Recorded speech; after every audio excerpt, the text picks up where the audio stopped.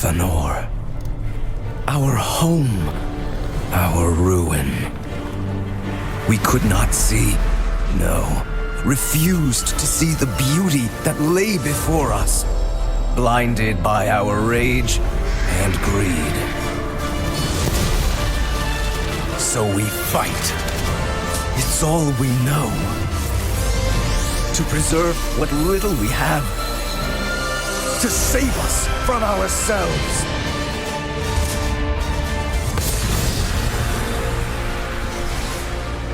We cannot afford to fail.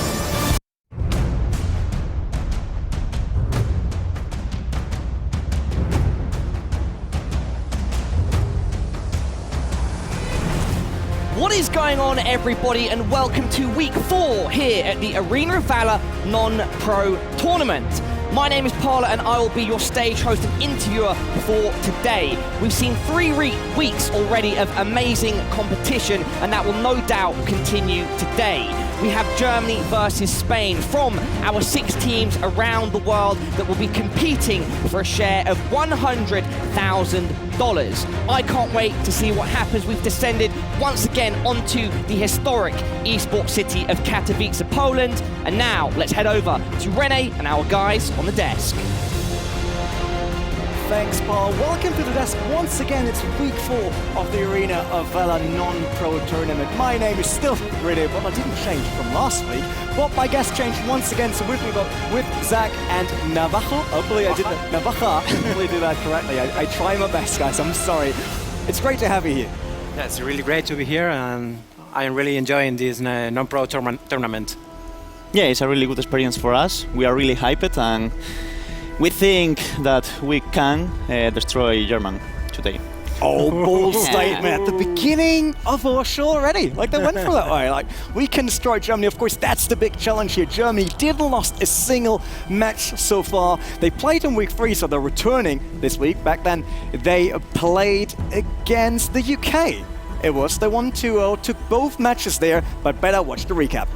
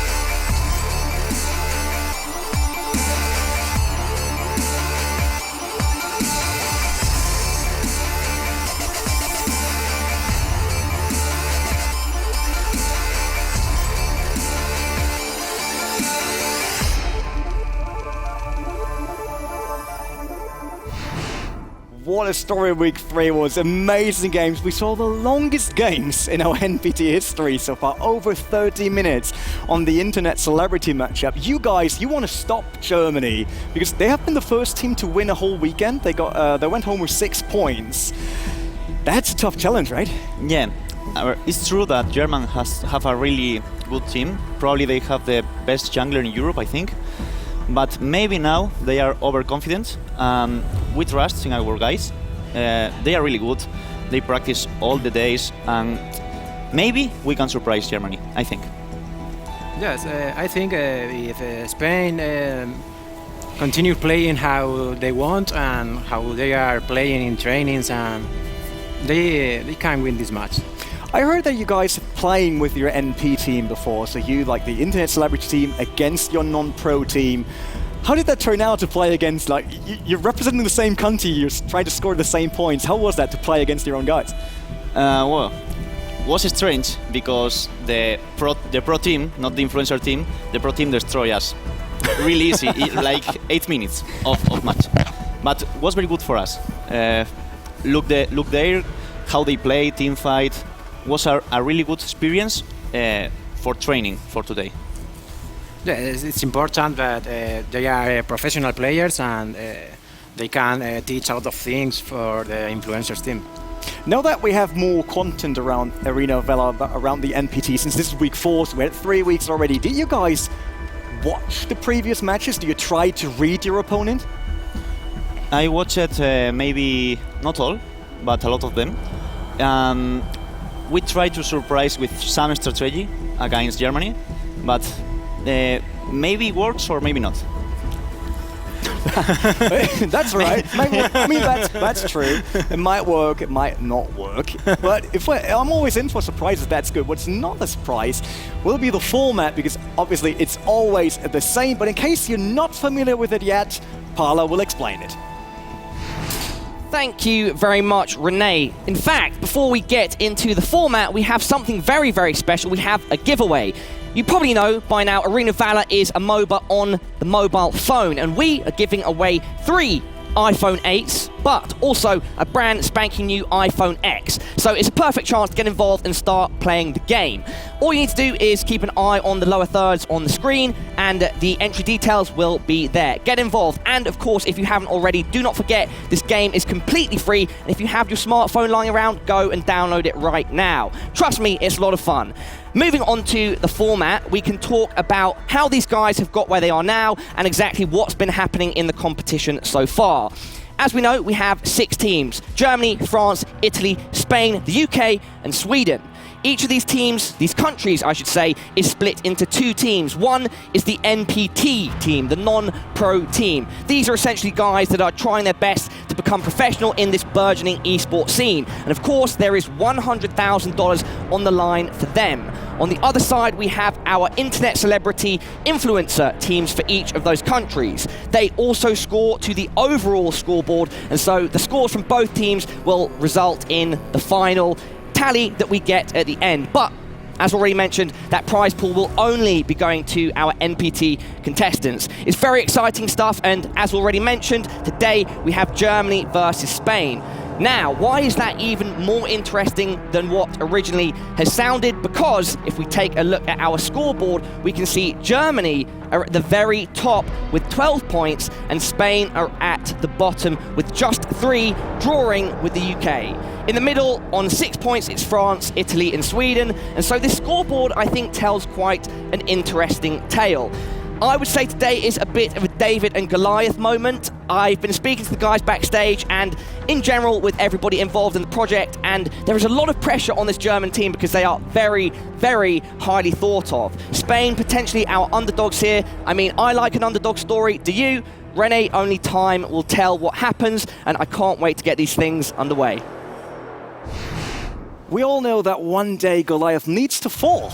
It might happen today with Spain trying to get them. But before that, you guys need to know when we play what. And we'll obviously start with the non-pro teams facing each other. It's Spain versus Germany. Then we bring you all the highlights, that's the second segment of our shows, from the matches that have been played, not in the arena, but have been played online. And then we head over to the internet celebrity match. You know, YouTubers, content creators, streamers, they're all here from both countries trying to fight for the 3 points, because air is getting thinner for everyone. Not for Germany, they're through. We have to say that, they're on DreamHack already, they're qualified. But for you guys, it's about a lot of stuff right now. Yeah, but we have few matches. I think German finished today the competition. We have today the opportunity to beat Germany, and the next week versus French, I think. We play another match, and we can win today, both matches, and the next week too. But for that, you first need to win both matches. Yeah, we need to win. We need to win. Let's talk a bit about Arena Valor in general. We all know mobile gaming, for most people, that's like, oh, it's casual gaming. But we all know casual gaming can turn into professional gaming as soon as you head into competition. How is it for you guys? Like, did you start it with just treating it casual and then realizing like you're a master, so you put in a lot of time in the game? Is it now for you professional stuff?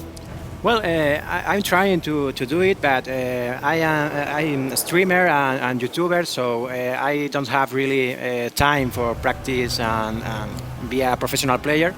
But I think it's important to try to enjoy and then try to be professional. But at first you need to enjoy the game and just playing.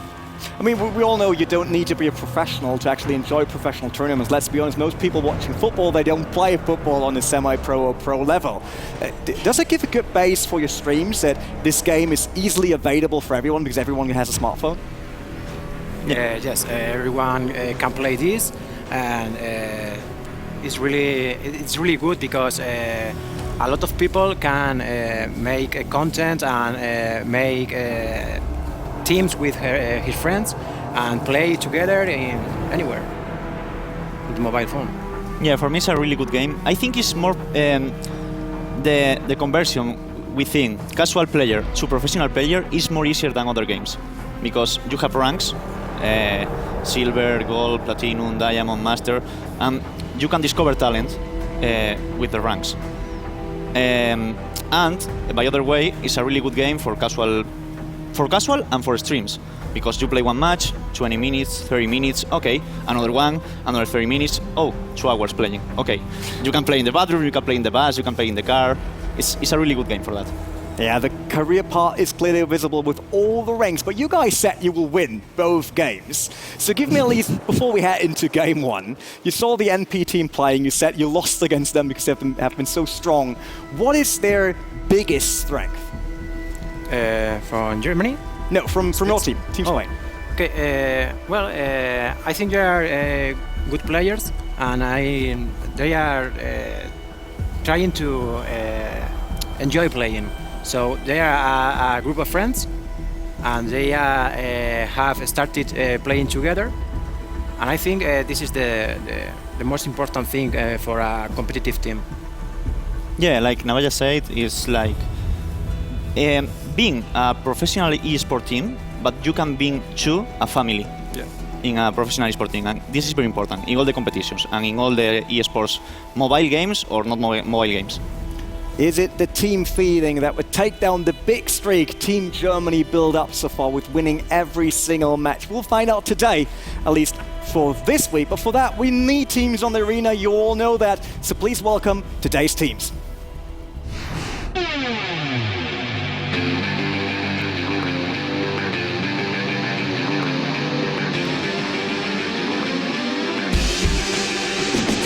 I think Arena Valor is like a new game, like for us in Europe. I think it's getting really big now. Arena Valor is a pretty nice game. It's fast compared to other mobile games.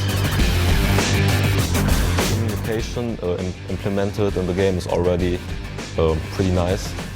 So I think the tournament's going really good for us so far. We got like every point we can get, and we're already qualified for the remake.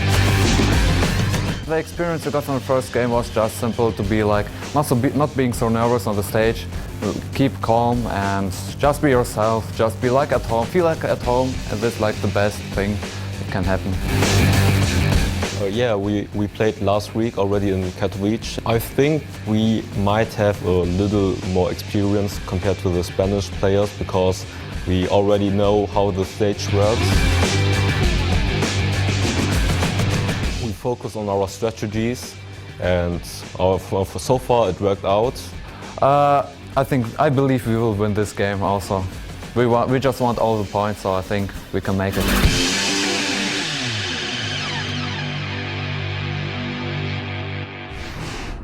Enter to the stage, NPT Germany. Their first player is the Eastern Han Warlord, Hakai.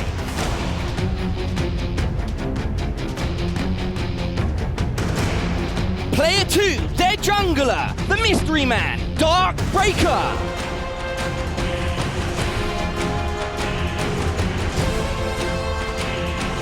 Up next, it's the mid laner, the unit, the engine, V8.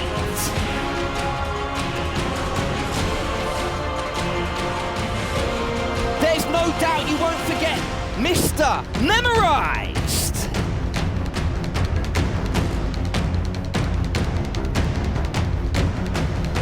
And then finally, you can't get by without support. It's Bobby Cart.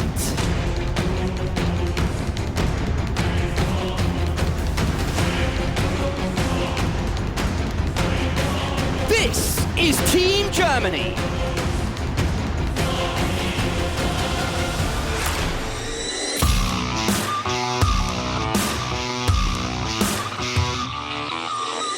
Representing Spain is a really good experience because I think every player wants to represent his country. I think we can surprise the Germans because they win everything, but I think they are feeling overconfident and we can take advantage of this. Playing offline, you can feel a little bit more nervous, but you have to be more confident, you have to trust more in yourself and play as best as you can. The tournament for us is starting like a dream. We are a team that we are friends.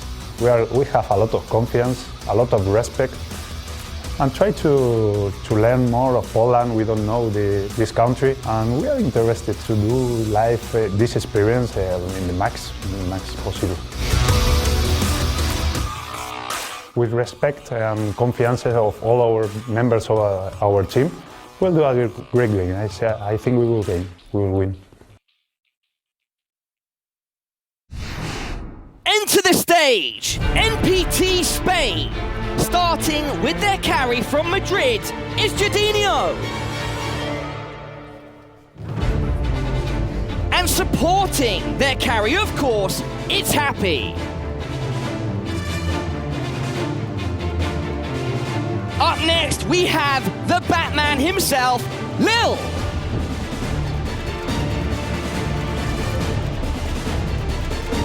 Fourth, their mid laner, the jewel in the crown, Ray Zero.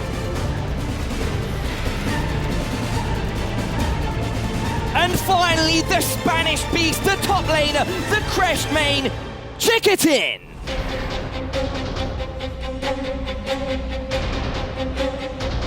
This, everybody, is Team Spain. In the arena, everyone on stage. But there's a fun story about Chiquitin, right? I mean, I heard that he actually came by bus instead of taking a plane. Yeah, one of them has phobia to plane and took a bus and come here in bus, but the bus had Wi-Fi, so he could train all the travel. Oh, that's actually a good strategy here, like it's taking the perfect. bus to have more time to actually practice. Does it have an impact that you travel that long? Like it's 2 days. Everyone else came here, like normally the flights take around 2 hours in Europe to get here. Do you think it could potentially have an impact on his performance? No, I don't think so. I don't think so. It's a small travel. It's not a long haul flight, so you can come play. Yeah, the same day. You can come and play the same day, and it's not a problem. I think, just for me, maybe. Just for you, but yep, he took the bus. That's all right. I like that story. Just like someone is taking a bus trip from Madrid to Katowice. Better get the next bus ready as soon as they head over to Sweden, if they qualify, because that might even take a bit longer than the trip to Katowice. You guys know every week we send them on team building, and we know that Germany, for example, this week has a new stand-in. They don't brought low fire, they brought in V8 instead. So did you see last week's team building, which was cooking? Wasn't the best probably. Everyone said it tasted really, really good. I'm just happy that I had catering. I said that back then. But for this week, we decided to actually pace up a bit, get them hyped for the game and get them racing for the points. That's why they went karting.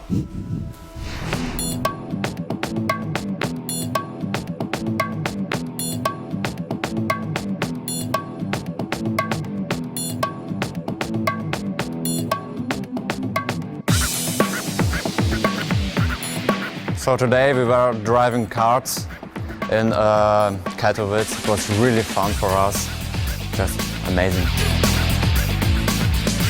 I made the first qualifiers, like every team also like separated, and then the second qualifiers and the best 3 of every team had to like challenge everyone. When I took the jacket, I see that with our Spanish emblem, and it's very, very bright. It's an experience never we have done before, and it's very nice. We tried to memorize the track because it was a really cool track and it has a lot of corners and you have to have a lot of careful. And we tried to do as fast as we can and try to speed up the car to the limit. So in this drive, we learned a lot about the Spanish players. We know how they react, we know how they play, like together in a team, how they are against us. So I think we can like use these experiences against them tomorrow. A Spanish team is our first time here, but we feel really confident. The German team have been here another week, but we think that's not gonna be good for them because they are gonna go really confident, and we can take advantage of it. Be careful with the corners, and remember to move your body with the car. Remember, we have to win this. We need to beat them, guys. Come on. We are 20 seconds. Come on. I think that the best experience we take of that in that is it's a good friendship of the team, a good we feel like friends, like doing the same direction, the things, very respect all, and it was very funny to do this experience with them.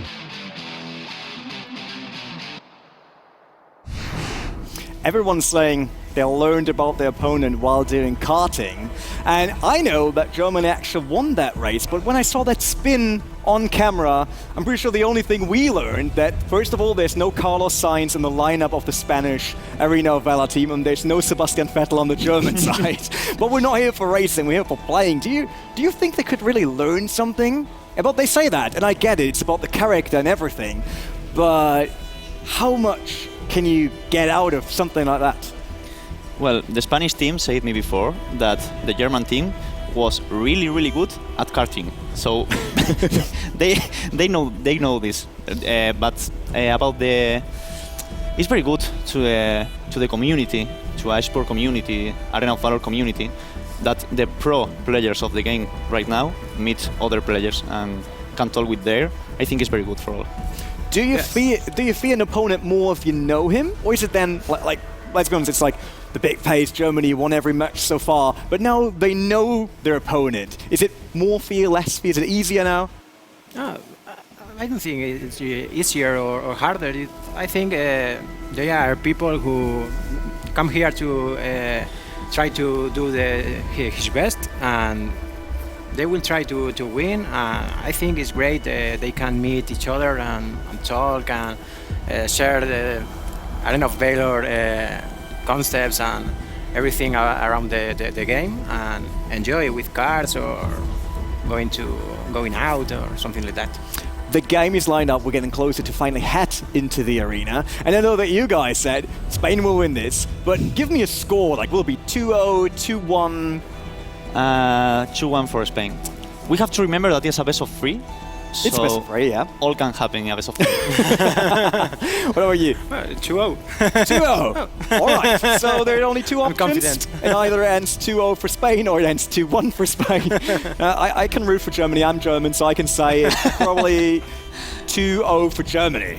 Just to get that in, so it's not everyone predicting Spain to win. But I'm interested in what Woody and Enchanted have to say about it. Thank you, Renee. 2-0 for Spain. Renee, though, going 2-0 for Germany, Woody. Hi, I am Enchanted.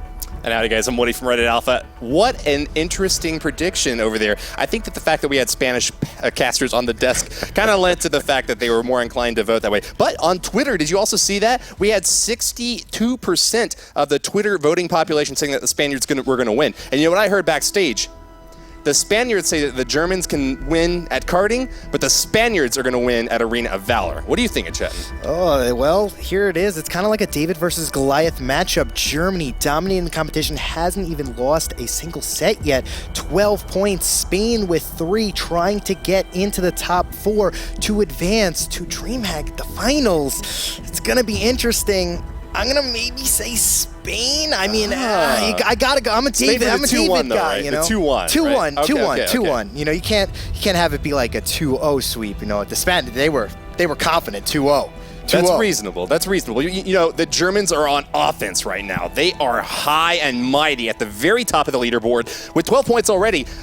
The host said it best, man. There is no way that they aren't going to DreamHack. They've already qualified. This is just the icing on the cake. But hey, if you're on a win streak, Whoever wants to hop off of that? Why would you want to go in anything less but an absolutely dominant position? The Germans are going to be seeking to continue their absolutely oppressive win streak that they've gotten so far. The Spaniards on the ropes, though, definitely need to pull the win off here. Maybe they think that the Germans started to burn out a little bit. You know, they saw them on the karting tracks. If they weren't burning out there, maybe they can finally get an edge on them in the arena here. Yeah, definitely. And in, the qualifiers that we saw today, Sweden, kind of lost, some matches. So Spain has a golden opportunity here. If they could take 1, maybe 2 games off of Germany, they will set themselves up in prime position to, to get into DreamHack. But here it is. It is kind of like a David versus Goliath. Germany does not want to take the foot off the pedal. They want to make sure they go in hot. Like you said, you don't want to drop a game here, a game there, especially when you have won every single set, that you want to just continue to dominate the competition and make sure that you go in, like you said, undefeated. Clean sweep, yeah. Undefeated. And I think that's a really good point, too. The fact that they both also had offline matches this week and also both won those matches in 2-0 sweeps. They both have the confidence right now. I mean, you heard them talking about it on camera and from the video there. They both think that they're going to win. They need to get this win here for the Spaniards to be able to advance and for the Germans to be able to maintain that pride up at the top. But even just walking out, you saw the very first Spanish player, Judinho, he showed a little bit under his jacket there. He's got the Spanish Takers emblem right next to his art. That is true.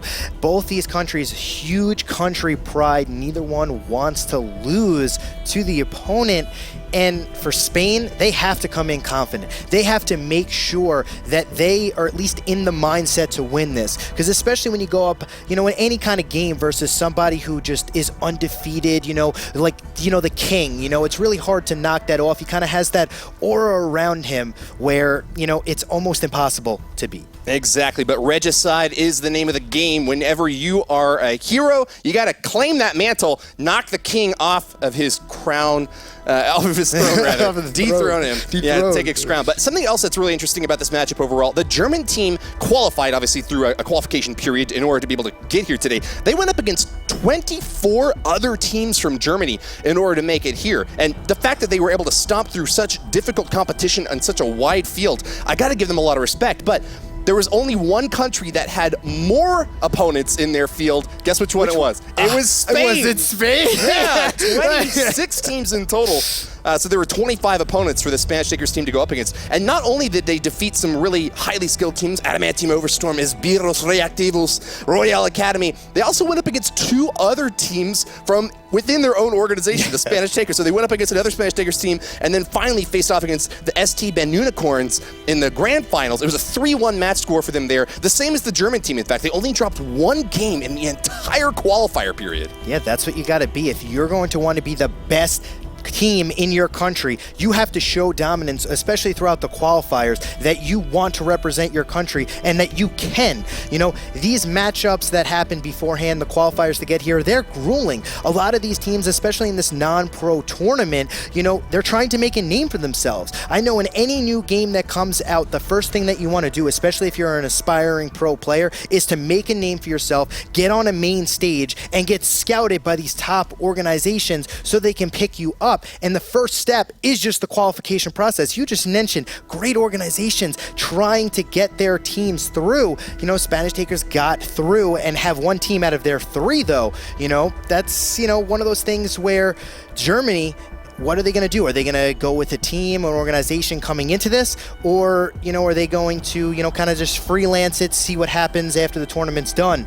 It's going to be very interesting to see what kind of team plays out. Spanish Takers on the Spanish side, Germany kind of just looking. Team Royale for the Germans. Team Royale. And please bear with us. The match is just about to get underway. We don't want to waste a moment because these teams have got a lot on the line. As I said before, $100,000 prize pool for those who are able to go to DreamHack. And the bulk of it does go to the top 4 teams. It's $2,500 if you get in 5th or 6th place. You don't get an invitation to DreamHack. Nice knowing you. Nobody wants See you to be again. there. Right. But the top 4 teams get to move on. $10,000 for 4th place even, goes up to 15, 20, and then the maximum grand prize is half of the prize pool, $50,000. We're just about to start our band pick process though in chat, and here we go. Yeah, let's, get into the action. Very soon, we got to get Very our soon. bans though. So the way that this works is each team gets to choose one hero that is entirely banned from the match. Neither they nor their opponents will get to use it. And Valheim is the team, is the hero that's getting banned from the Germans over here. Looks like Murad coming in from the Spaniards. Yeah, that means that the Deutschland team will get to choose first. Yeah, they do not want to deal with that Murad. He can be one of those lethal picks that, when in the right hands, could just wipe out your entire team time and time again. But Hakai gonna go with Zephy's for their jungler, I would assume, and that is a strong pick. He has been carrying all week in the online qualifier, the online actually tournament, and he is just completely a dominant hero in the jungle, gets really, really strong towards the late game. And coming in from the Spanish side, we have Violet and Jugnar. Violet, considered one of the best marksmen in the game. Great pick from the Spaniards over here. She has fantastic mobility skills to run all over the place. And the Germans have responded really quickly. They've got Kresht and Raz over on their side. Raz, a mage, typically he hangs out in the mid lane, but he can deal a lot of damage both up close and at range with his abilities. Yeah, gonna link a Batman and a L'Oreal. So Batman trying to go with the early game jungler to counter the Zephyrs, maybe try to keep him down, not be able to snowball into the late game. And the Lu Bu. Batman and the Joker. We've got a classic matchup here. The marksman pick from the Deutschland team will be the Joker. And it looks like there is going to be some classic DC action finalizing their picks here. And it looks like that'll be it. I believe we've got Mina on the right-hand side for the Spaniards as the final hero chosen. Yeah, taking it as the tank. So that's going to be the tank of the Spanish team. Got a lot of, with the Jugnar, going to be very interesting to see how they want to play this. Probably a little bit, towards the early game to not really have, the Lu Bu, the Jerk, the Kresht, and the Zyphes kind of just snowball out of control. Zephyrs, though, going to be trying to look for some early game, hopefully just survivability. Batman, one of those champions in the jungle, need to get ahead early. That is what his goal is. And I think the Spanish team are going to try to get ahead early and then keep the pressure on throughout this entire game. I like this a lot. We've actually got two of the players going for the Halloween skins, going for that look back. We had a good time in Halloween, right? Where are you at? Where were we at? Yeah. That's a good thing. But let's take a quick rundown of You were the teams. trick-or-treating, I know, yeah. But So, yeah. We have Lu Bu, Zephyrs, Raz, the Joker, and Kresht coming out for the Germans, and Violet, Mina, Batman, L'Oreal, and Jugnar for the Spanish team. Going to be one of those matchups where the Spanish team is going to try to get ahead early, Woody, and really focus on Batman sniping, in the back lane, Mina getting her taunts off, and definitely the Violet just cleaning up.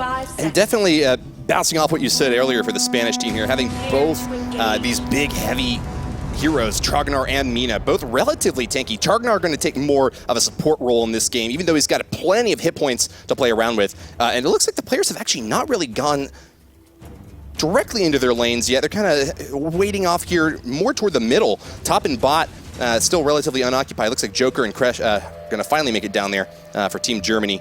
And we'll creep up to the top and see the early action start off here. Golem goes down on the Spaniard side. Yeah, Batman just clearing out the jungle right now. Not really much goes on right off the bat in these matchups. You need to wait like about a minute and a half, 2 minutes. And then hopefully once the junglers start getting, level 3, level 4, starting to come out the jungle, setting up ganks and some pressure. Early, a little bit of damage here from the Joker. Fires a rocket over onto the right side bot lane tower. Tries to get a little bit of damage in there, but it looks like not too much of a commitment yet from either team here. Just poking and prodding at the creeps here. A little bit of a contact though. Kresht's going to have to pull back a little bit, pops his shield up here as the Joker continues to try to fire those rockets. Yes, some just early game trading here. L'Oreal tries to come in on the Raz, misses. Trades a little bit of mana, but gets some damage off on that Raz. Raz forced to pull back just a little bit over here. Going into the jungle now, Batman decides that he's going to focus on this mid. He's going to come help out Illumia maybe, or no, he's going to continue the jungle until he gets that level 4, maybe set up a gank after he clears this out. He will be Level 4. Yep, very important for him to reach level 4, of course, because when you get level 4, you can unlock that ultimate ability, and Batman is a fantastic jungler. Great hit out in the middle, though. Looks like Illumia is in a lot of trouble, pulls back to the tower, and she will barely survive.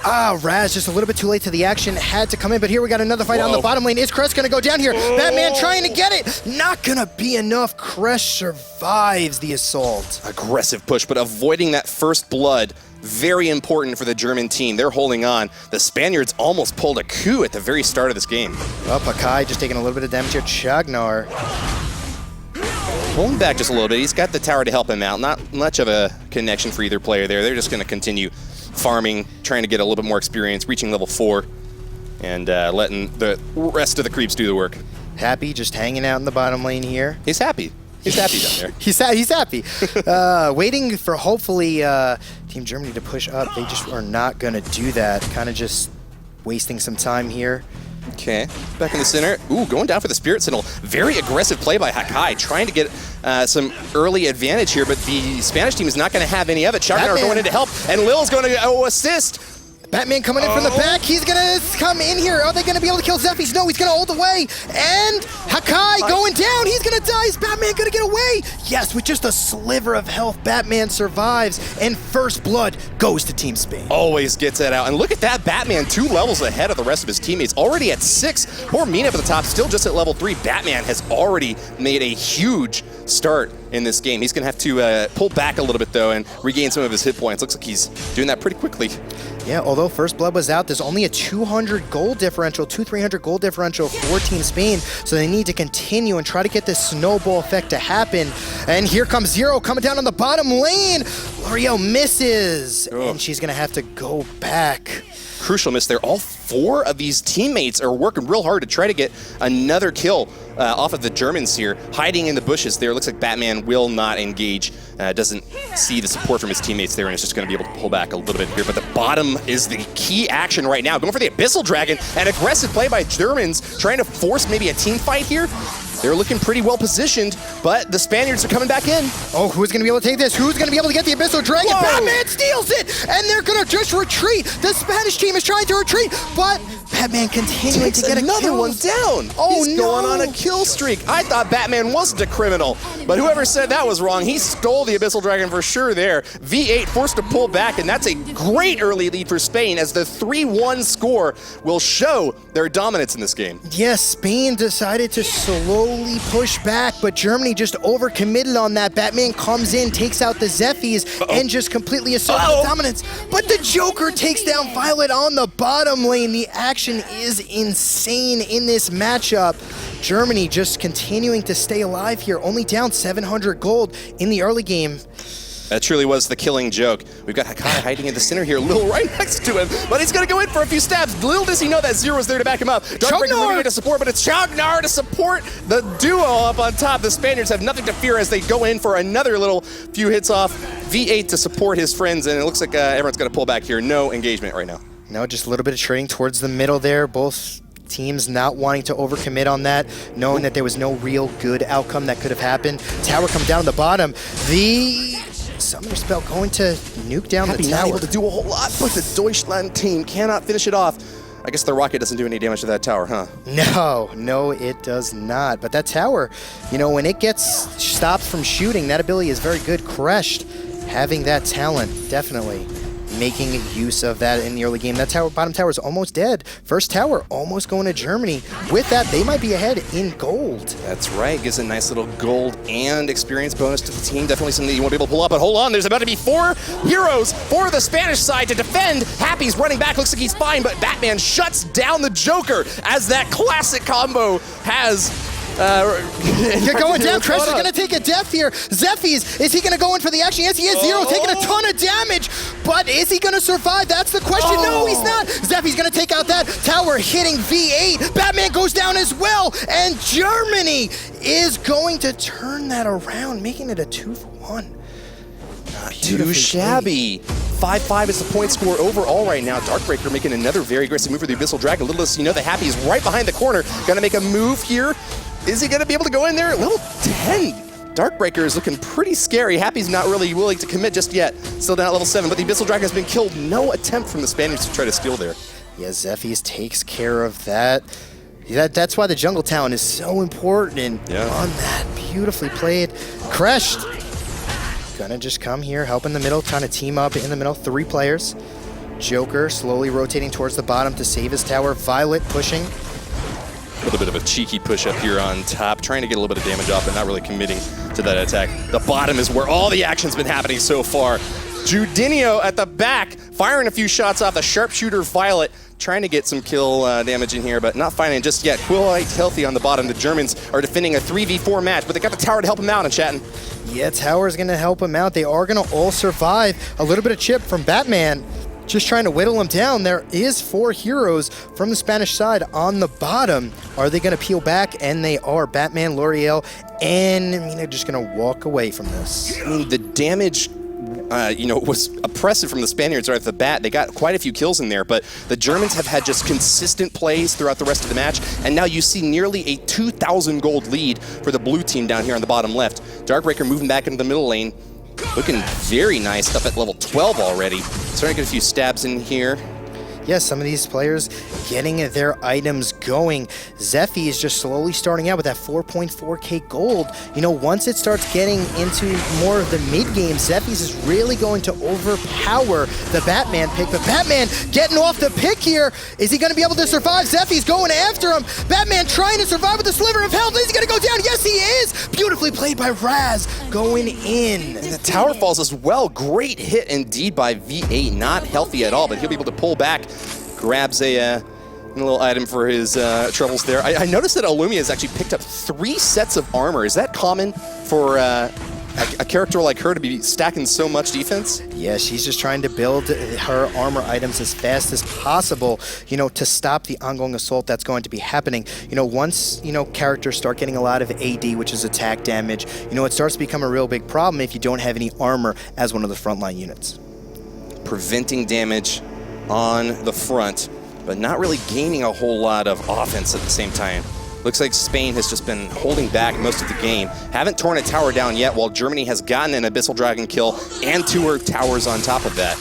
Going for a second Abyssal Dragon now. The Germans have got her down pretty far. Spain finally notices, tries to move in. Will they get a steal? No! Zephy's finishes it off. No, but they're in a bad position. Spain, are they going to lose the Batman? The Batman dies. Crush so big when he uses his ultimate, and he's going to jump in. He's going to continue the engage. Oh my goodness, Chugnar trying to just peel them back. Is he going to lose his life? No, he just gets out of there, peeling back.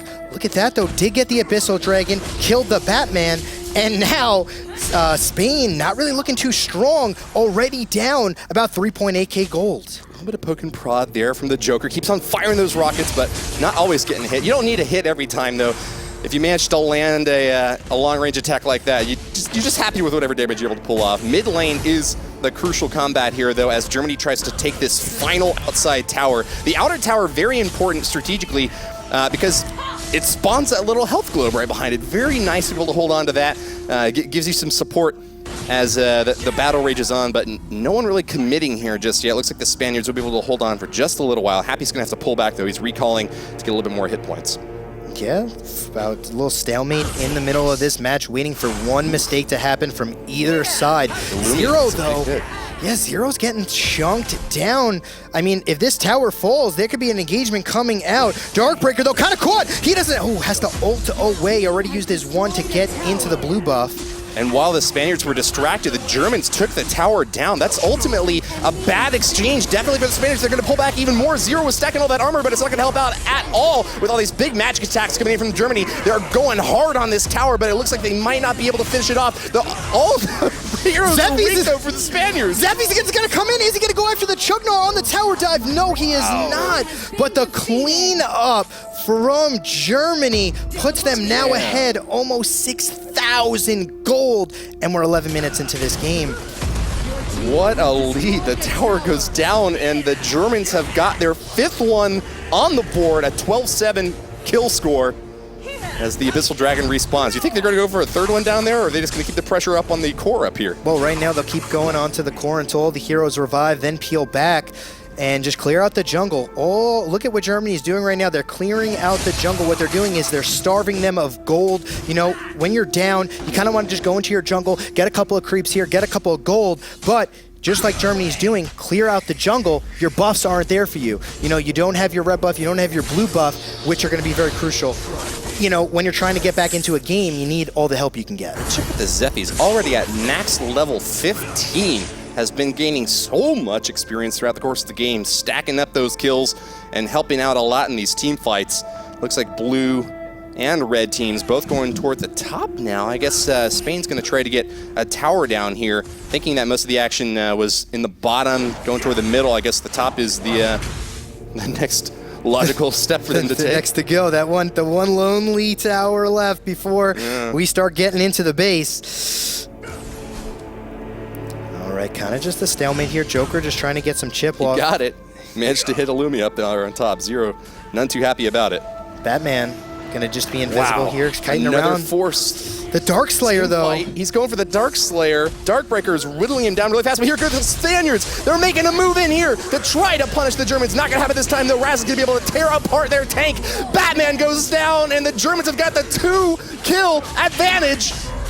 Yeah, there goes Zephy's coming down here. Oh no! Is Crash gonna be able to get this kill, or is he gonna get peeled off? 3 Spaniards still alive. Is Crash gonna go down? He's no longer in his ultimate form. Zero surviving from that shot from Raz, just doesn't get hit. Chugnar still alive, and just like that, Team Spain getting a little bit of an advantage. You know, they need to get another one of the about 2 more team fights like that, and they'll just be into this game. Can they turn this into some towers to whittle down this goal lead? Yes, they can. Violet gonna take the topside tower, but they're only really gonna get 1 tower from this. That was absolutely clutch from Zero. I don't know if you noticed that or not. That was not a single. That was not a double. That was not even a triple, but a quad kill from the mage on the Spanish side, dealing so much damage late game, ramping very well, and keeping the Spaniards in this match. That he is. Batman gonna take the blue, get a little bit of mana regeneration, coming out here, but this is when Batman starts to really fall off a little bit compared to his Zephy's in the jungle.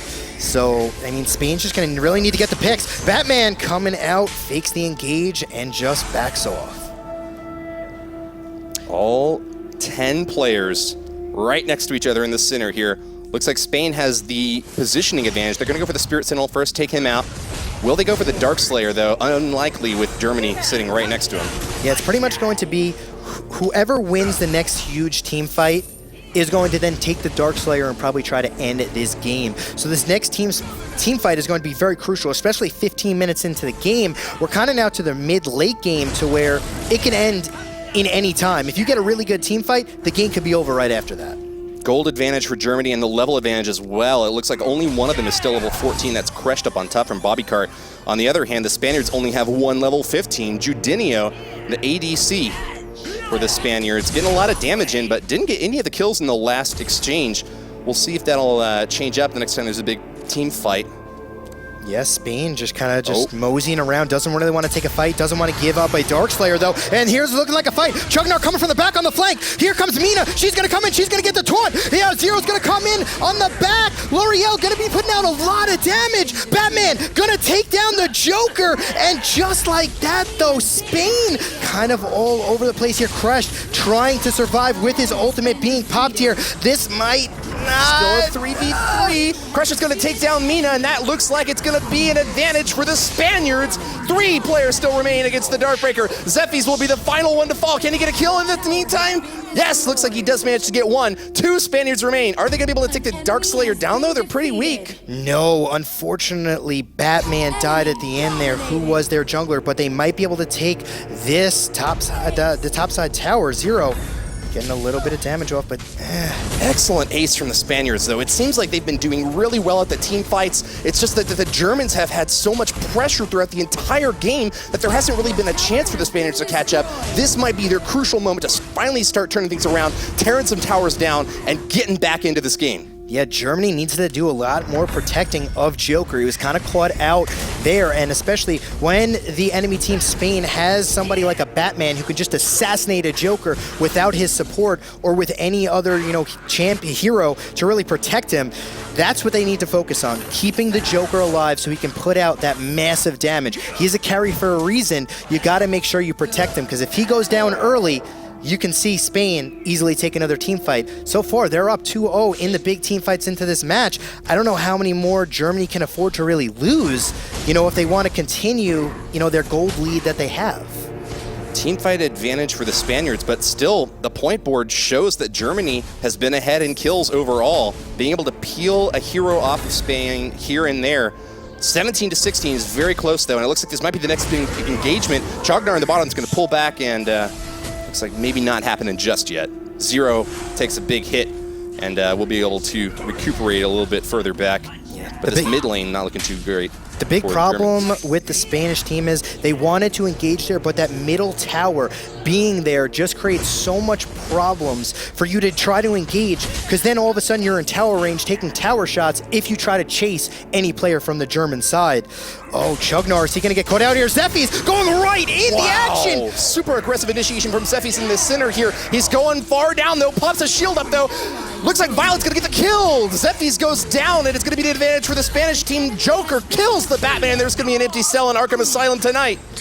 Oh no, beautifully played from both teams, but it is just a 2-for-2 on this exchange. So nothing really too, you know, catastrophic happened in that. Both teams kind of peeled back after they got their kills. Chugnar, Violet still up, are easily going to be able to clear all these waves and keep their tower alive. The Germans kind of recognized there, I think, that they weren't really in an advantageous position to finish things off, but the Spanish couldn't really do the same either. They're going to pull back to defense and try to hold onto this high ground tower. It's not too healthy, though, and once it goes down, that's a big offensive boon for the Germans. Yeah, and Chugnar gonna just keep on doing chugging. Keep on chugging. Keep on chugging. Oh, man. Memorized. Forced to, recall it back. Looks like we'll get into the center of the action here. V8 fires off that bolt, pushing Chognar out of the bush. I'm just waiting for the Spanish team to start taking some towers here. Yeah, they're the Spanish takers, aren't they? When are they going to take a tower? Well, not anytime soon, but they are going to take that Spirit Sentinel, going to give them a little bit of an advantage in this next team fight. It looks like they might be going for the flank here. Whoa! Going around the Spaniards. Do they even know that they've got 5 heroes headed straight to their high ground tower? I don't know, but they just lost their tower, and they just do not know what to do. The Spanish team doesn't know what to do! Oh my goodness, Germany on the Nexus, and this is going to be it! That misposition from Spain, not realizing where they were on the map. Germany just pushes up the gut and takes the victory in game 1. That's what Goliaths do. What do you think? I mean, one little mistake from Spain, mispositioning, cost them the game. Germany pushes up the middle, takes the mid tower, pushes into the Nexus. Ballsy move, but it certainly paid off, and that's the advantage of the positioning and of the sight that you get from knowing where your opponents are and knowing whether or not they're even able to respond. I mean, you certainly never want to dive at the core. If you knew that there were 5 heroes sitting right on top of it, they'd murder you and go on a huge counter assault, but not this time. The Germans knew where the Spaniards were. They got that sneak attack in. Yeah. Nothing to stop that. The big mistake that the Spaniards made was Batman went over to the Darkslayer. The Spaniards probably had a call. Let's take the Darkslayer really quickly before Germany pushes into our base. Unfortunately, half the team went to the Darkslayer, half the team realized what was happening, that the Germans were pushing in, and by the time the whole entire team got onto the same page, Germany was in their base, killing the Nexus. Game over. Germany going to take game number 1, and that's why that little bit of miscommunication there. You saw the Batman go over to the Darkslayer, and that was the mistake. I feel like in some ways that might have just been a gambit by the Germans. They might have figured that, you know what, even if we get ganked or even if we get totally torn apart, we still got a lot of towers set up on defense. Even if the Spaniards are able to take the Darkslayer right afterwards, they might have still been able to hold on. But if it works, we win the game. So, I think that it was a fine, aggressive play. The Germans showing that they weren't really that interested in going for the team fight anymore, seeing as the Spaniards were able to womp on them. And basically every big encounter that they had, the Germans just built up a massive force with so much experience, so much gold on their side. The Spaniards never really got a chance to move back. You got any last words in chatting? No, I don't. That was a crazy game. But you want to know what? I want to hear what Renee thinks about that last match. 1-0 for Germany, but that was close to them missing the first round and maybe even going back to 1-0 for Spain, because that was the first time they were struggling. We saw early on in the game no first blood early, nothing happened, but Germany took a small goal lead. Like, what went wrong on the Spanish side that they went back a bit in the beginning? Well, I think Spain played a really good early game, but they focus on try to kill the German players, and German players try just farming. They did the Sentinel, they tried to do the first Dragon, but Lille stole it. But well, then objectives I think are more important than kills at early game. But I think it was a really nice game, and Spain could have won this game, but a mistake at 15 level, backdoor, and finish game. It can happen, but we go back to early game, mid game. Okay. We saw Spain taking the first kills. They had first blood. They made sure that they went above on scoring when it comes to kills, and Germany was more about the objectives, trying to take it. But then Lille actually stole the Abyssal Dragon. Was that the moment the Spanish Armada really lived up to, like, yeah, we got it, we stole it? Yeah, Spain did a really good early game because they had Batman. Batman has a really good early game in Arena of Valor, and they tried to do that. They tried to focus on bot, kill Joker, and did the Dragon. But they wait. Batman had already 3 or 4 kills in that moment, I don't remember. And they stole the Dragon.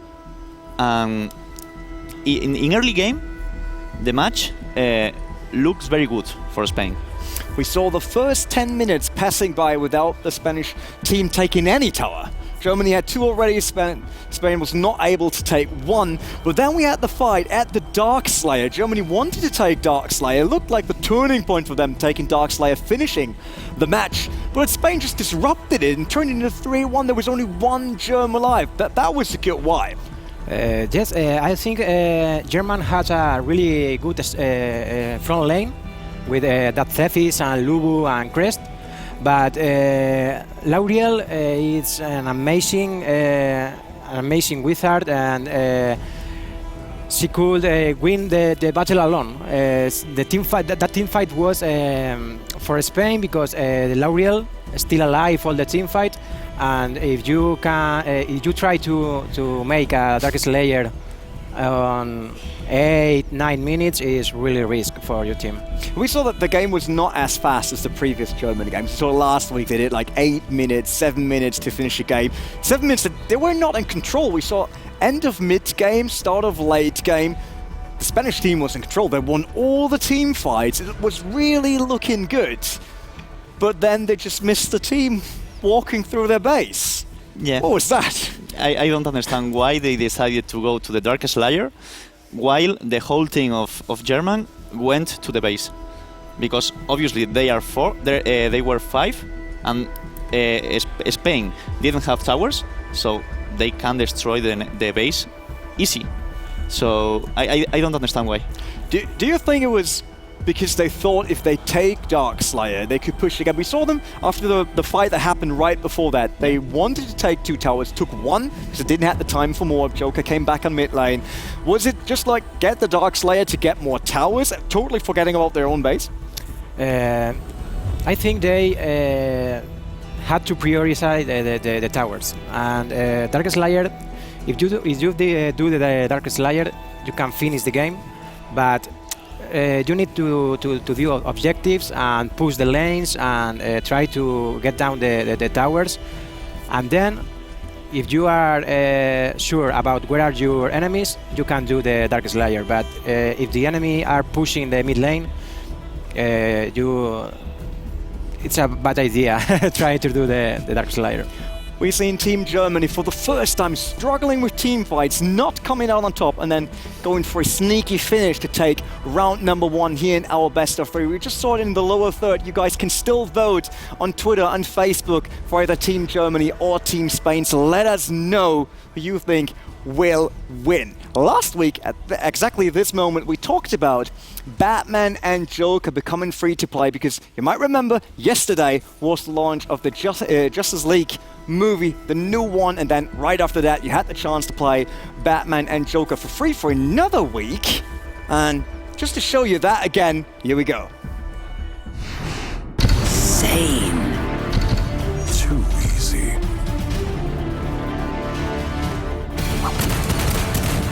Daddy's home!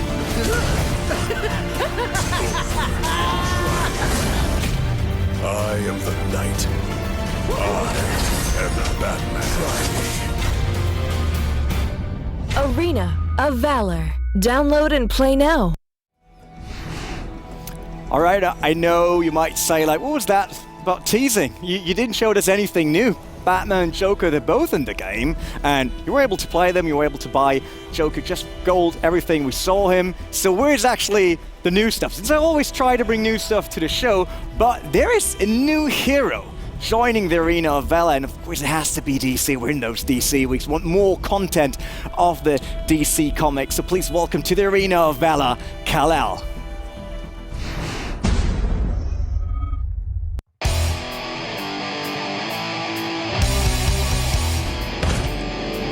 I fight for truth and justice. Blood! Double kill! Deeds make Triple the man. kill! Arena of Valor. Download and play now.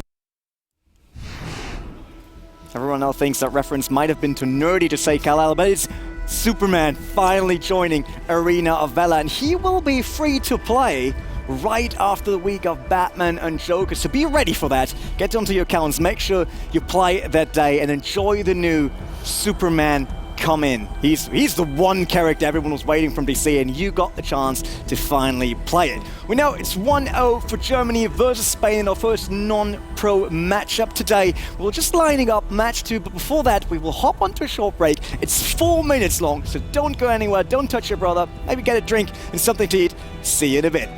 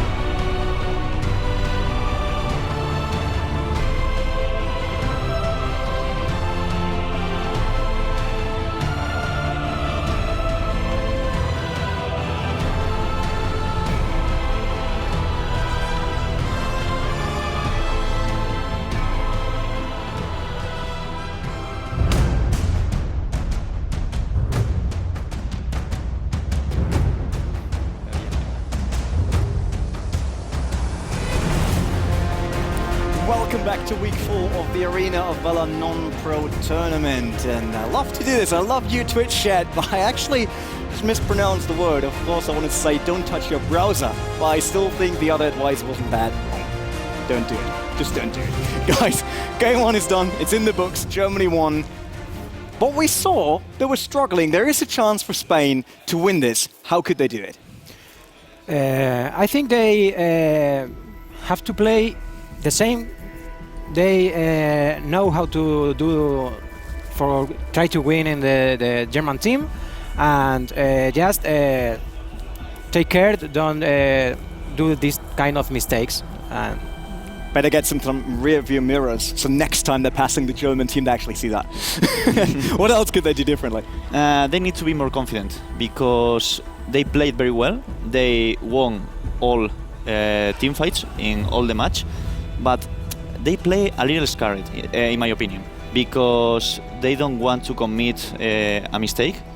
They don't got objectives, towers, Sentinel, Dragon, Dark Slayer. They need to be more confident on that. Maybe a snowball at the beginning of the match, like the last match. They started very well with Batman, but they need to be more aggressive and more confident.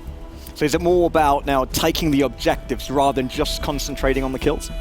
Yes, if they take the objectives or take the kills and then try to take an objective, not take the kills and go back or do their jungle. No, try to get the kills and go on the tower or the dragon or this kind of objectives. Spanish takers just take everything. Everything you get, take it. Take the kills, take the tower, take objectives. Everything. And most of the time that leads to a win. But it's 1-0, so 2-0 predictions are out now. How will it end? I say 2-1 for Spain.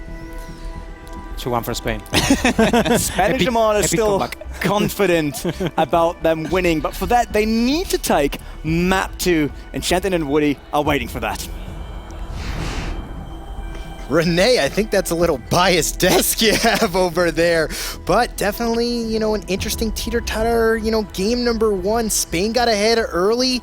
Germany came back really, really strong. Right. Well, I mean, what kind of a question is that, though? It's like, is your team going to lose? I wouldn't be like, oh, yeah, we're going to... No, of course not. We're going to win. We're going to take this thing down. The Spaniards are going to have to go for the reverse sweep, though. This best-of-3 match goes down to whichever team can get 2 on the board first. The lead for Germany means that they can even drop 1 here and come back to get the win again, but why waste the time, right? Time to get things started. We've got Murad being banned by the Spaniards, who have switched sides there on the blue side now. And over on the right side, what do we get there from Deutschland? L'Oreal going down as a ban. Both those champions will be globally banned. Heroes will no longer be played in this matchup. Raz coming out. As very well as first Violet pick. Are you surprised by that at all? Not really, because both mid laners love to play Raz as their favorite champion, so maybe they picked it as a high priority pick. But fair enough. Zephy's and Violet gonna go over to the Dutch side. Zephy's was so clutch in that last game. I think probably the single most dominant hero early, especially reaching level 15 before any other hero. And Violet, of course, known for being one of the better marksmen in the game. On the other side, though, 2 heavy dudes for the Spaniards, Grak and Chagnar. They got their tank and support set up. What have the Germans got over there? They got Zill and Lu Bu. Lu Bu is going to be played once again by Hakai. He loves that champion more than anything. We've seen him dominate, you know, last week, and you know, if you give him that Lu Bu, he is definitely going to perform well. It looks like we have a pick comp coming down with the Grok, you know, coming out for Spain. So Spain's literally just going to wait, get that pick, you know, with the hook of Grok, and then just destroy, you know, one of the German players. Yeah, execute him preferably. That's what Valhein's idea is. Execute, and then, you know, make it a 5v4 matchup. Interesting team composition by Spain, but you kind of know what they want to do. Just get their picks. Right. You know, kind of what, you know, they didn't do last game where they were the ones getting picked off all game. You know, Germany. They were getting picked off and picked on. It's hard when you're a Spaniard if you want to force these team fights, but you never get a chance to beat up the bully. The Germans, Over on the right, pick Kresh as their final hero, and we're just about to get into the match here. What's your favorite skin that we see here in chat? My favorite skin, Halloween Scream Zephy's. That's what I have on mine. It is a phenomenal skin. He's played last game too. I think I like the pilot from Violet. The pilot? The Violet pilot. The Violet pilot. Just chewing a little gum, flying away. I think she's in the Royal Air Force. That must be her day job, right? That must be. That's a great job. Yeah? Would you like that job? Do you like to fly?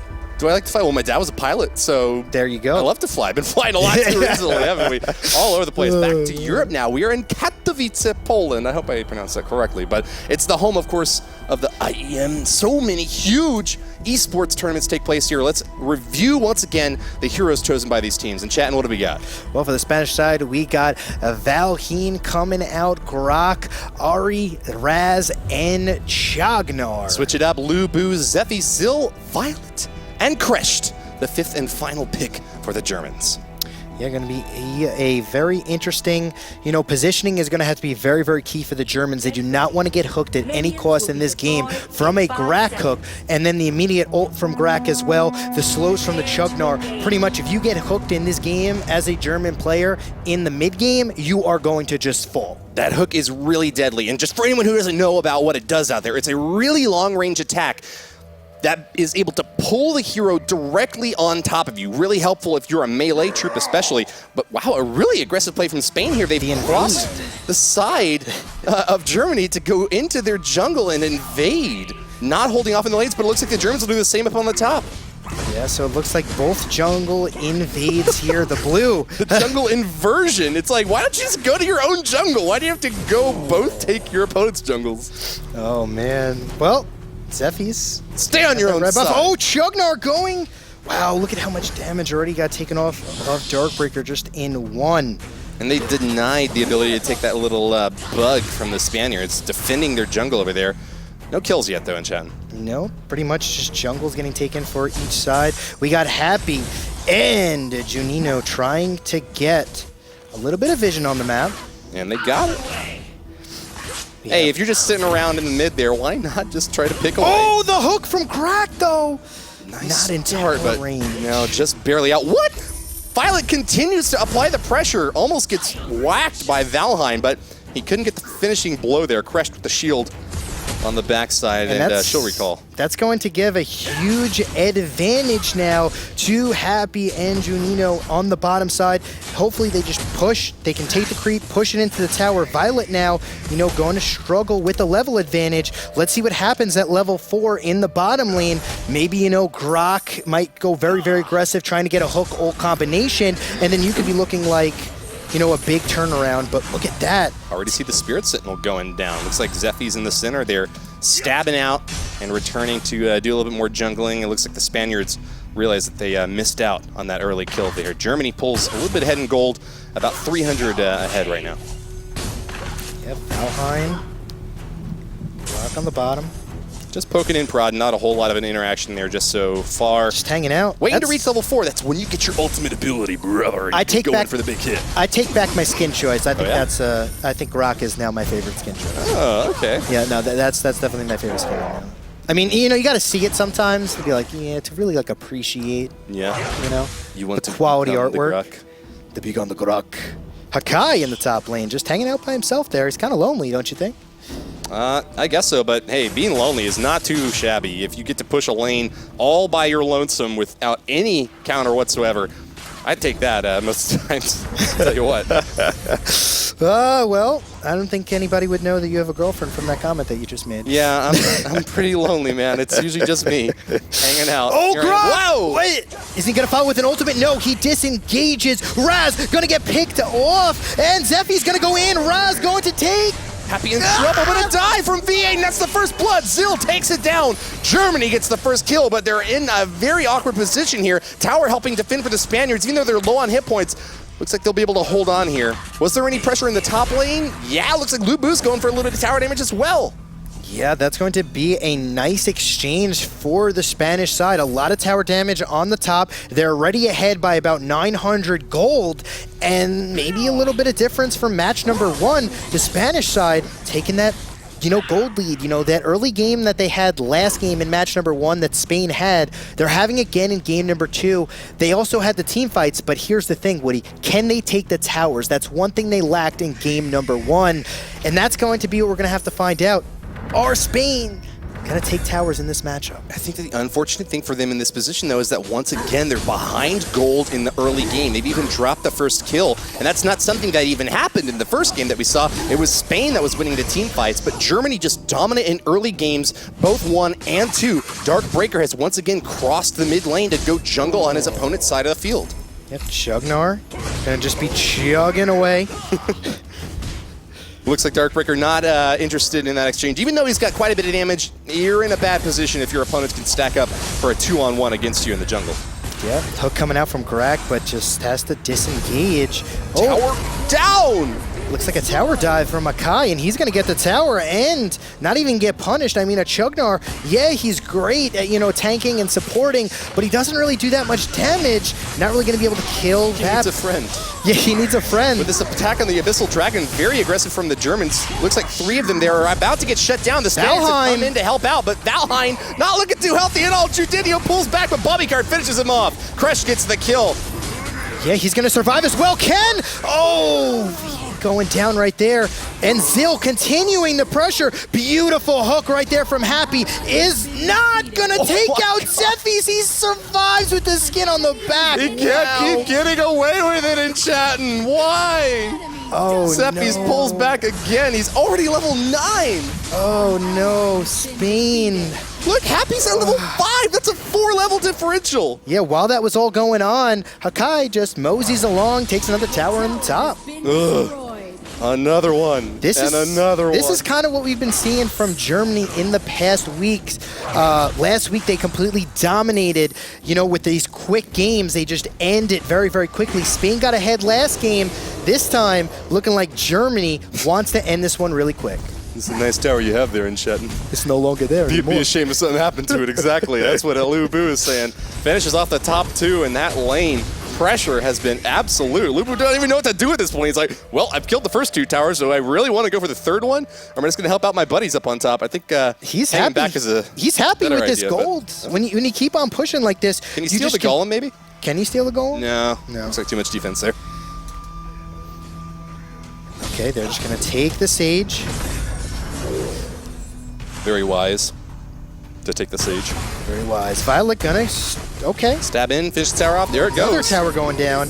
The Germans finally getting some more pressure on the bottom, though. Every single time they, push to take a tower, the Germans that is, they have not been punished for it. Every single time. When Lubu took the top, they actually got a pretty decent team fight on the bottom as well, while their top laner just continued to take, tower after tower. Oh, super aggressive damage coming in from Violet, the pilot, pulverizing the tower, and with the help of the minions, she'll be able to get a little bit more damage off there. The Spaniards are not defending it at all. They're pulling back. Why are you on retreat when your tower's getting torn apart? I guess there's nothing that they can do at this point.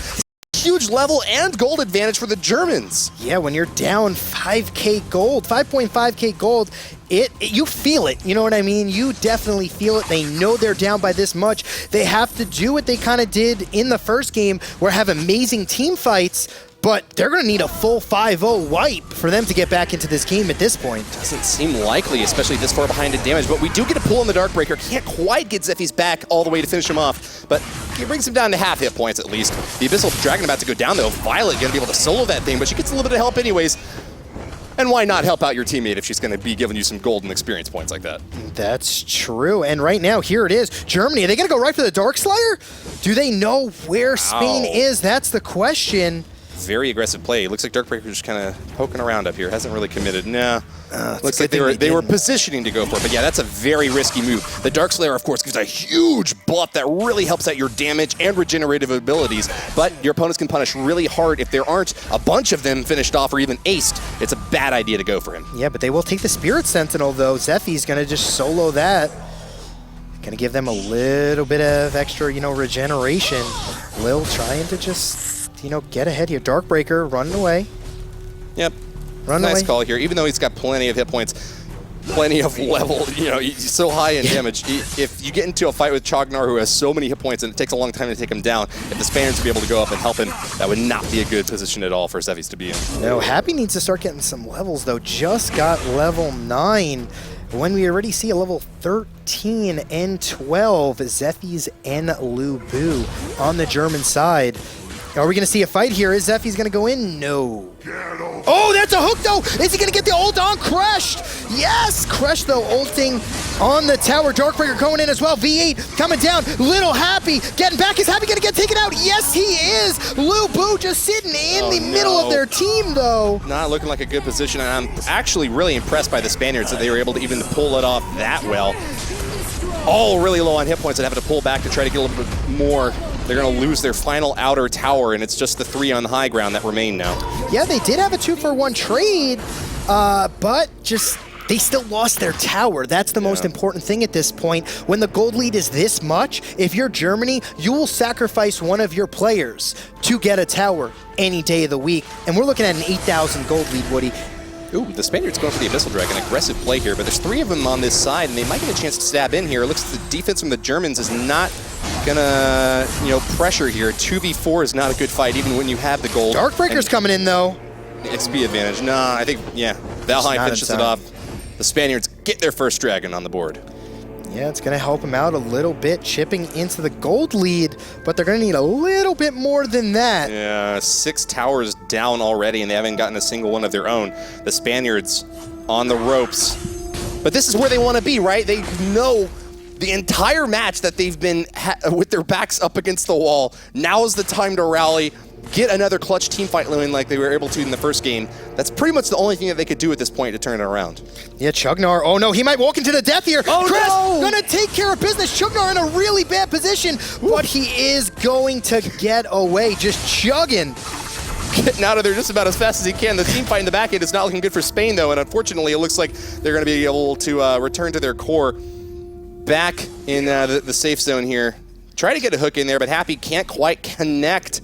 It's hard to get that thing to hit, man. It's long range, but it isn't going to work out from this time. The Dark Slayer going down is just another snowball in this avalanche for Team Germany. Yeah, and this might be where they decide to really push. They only need the inner towers left to go. They're going to go into the base, try to get a pick. One good pick here, and they're going to start this team fight. 20% AD, 20% AP.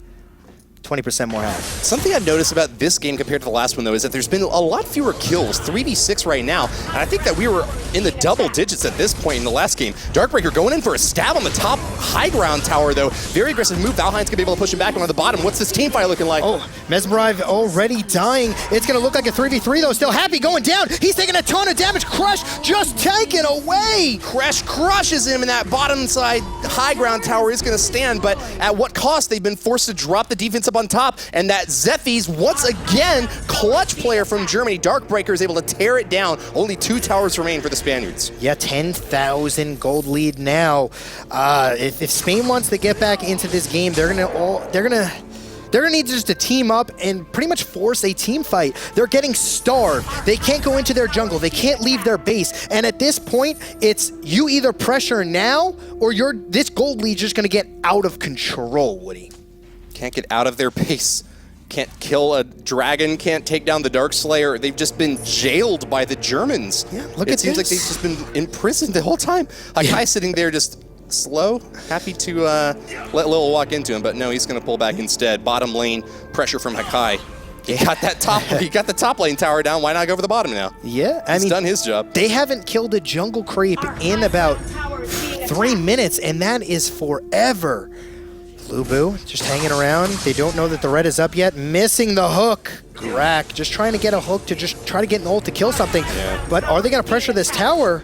I mean, they do have topside creeps. Go for it. They're all moving in on the bottom side. The pullback from the Spaniards means that they are going to lose their high ground tower, and this team fight is not looking good at all for Team Spain. Left side is going to be a pullback as the enemy super minions are going to be coming out now for the Germans, applying even more pressure, but that's not even going to get a chance to see them. Unfortunately, the core dive is good, and Germany is going to win the 2-0 in this match in Shatton.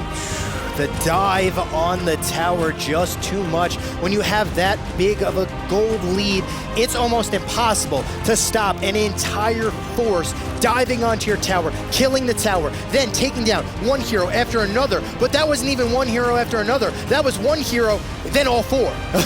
Then four just drop immediately all together. Beautiful team fight coming out from the German side. That's how you close out a game when you have a lot of gold, advantage. Brack missing that hook was more than enough for them to tell each other, we're going in right now, and they applied the pressure. Zill was an absolutely dominant force for the Germans in that last game. 5 kills, way more than any of the other players in any team, 1 or 2 for the most part there. But the MVP, of course, was Zephy's. Not a single death the entire game at all. The only character that you can say that about. And I think that Lu Bu, I got to give him props for the pressure he put on the lane on top way early in the game before finally closing it out on the bottom. Yeah, unbelievable plays from that. Zephy's almost died in the beginning of that game. He just survived with like 10% health. But great matches. Germany going to take the 2-0 victory. And I think Renee has something to say about that game. Yeah, guys, the streak is not ending. Soon we need a new scoreboard because we can't fit the numbers for Germany on it anymore. It's 2-0. Fortunately for you guys, I'm very sorry. I would huck you right now, but then I'm running out of my shots. So I'm not doing that.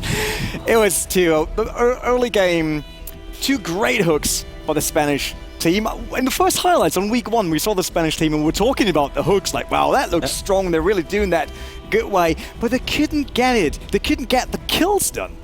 Yes, it's really difficult to kill with Brack before the level 4 because you can make a good hook and take an enemy, but if you don't have a stun or something like that to keep it in this position, he ran and it's difficult to kill. Then I think the early game Germany has played really good, and they took all the objectives. They took the Sentinel, and well, that's a really good difference of gold for them.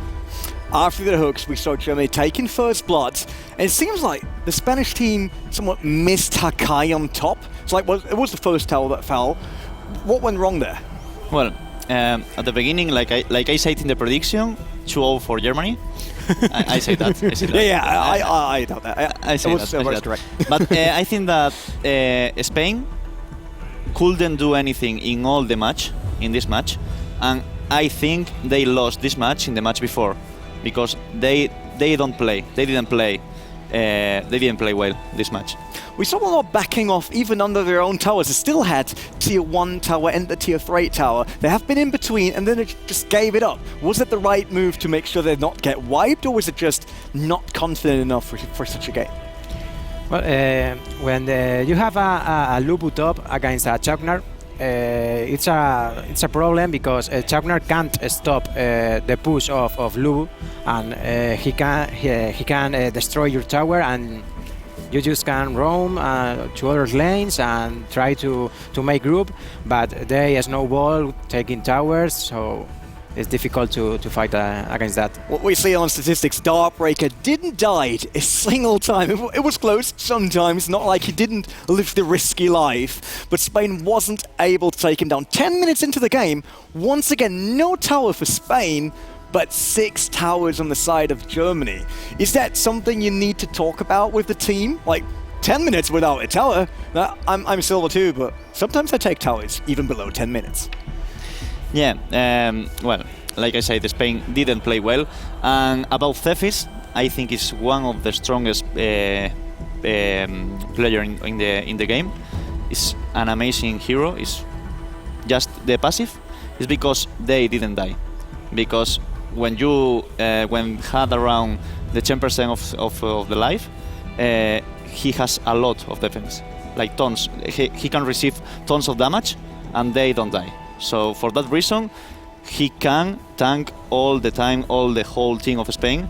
And well, the jungler of Germany is amazing too. That is true, and it's still Germany is on fire. They're keeping everything running for them. Didn't lost that match, they're still running on, never being beaten so far. But Spain, that dream for DreamHack is still alive. They got another match coming up, will be internet celebrities, and of course they had an online match throughout this week, so that might change the rankings a bit, but we got Paula talking to Germany.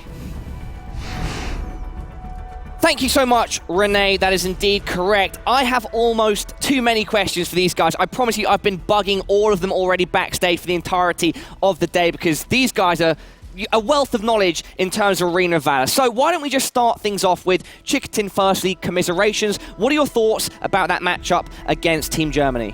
We think you do a great game. We know that there are Team Royale of Germany, the best team of Europe, very difficult to play. We make a lot of strategies to try to win. We think we are near in the first game, winning all team fights, but that's not great our idea for them to get in back attack, and that surprised us. And the second game is difficult to defend versus that team, their picks, without low goal. And Dark, what are your initial thoughts after that matchup in regards to how you guys did against Team Spain? So the first game was actually pretty tough for us. We didn't expect that the L'Oreal and Mina comp were so strong in the team fights. So we really struggled in the team fights because, when we forced the Dark Slayer, Mina came and I think she got off like a 4-man ult, and then L'Oreal came and she just went ham and got everyone. So we really had problems to finish the game off, even though we had a gold advantage at the beginning.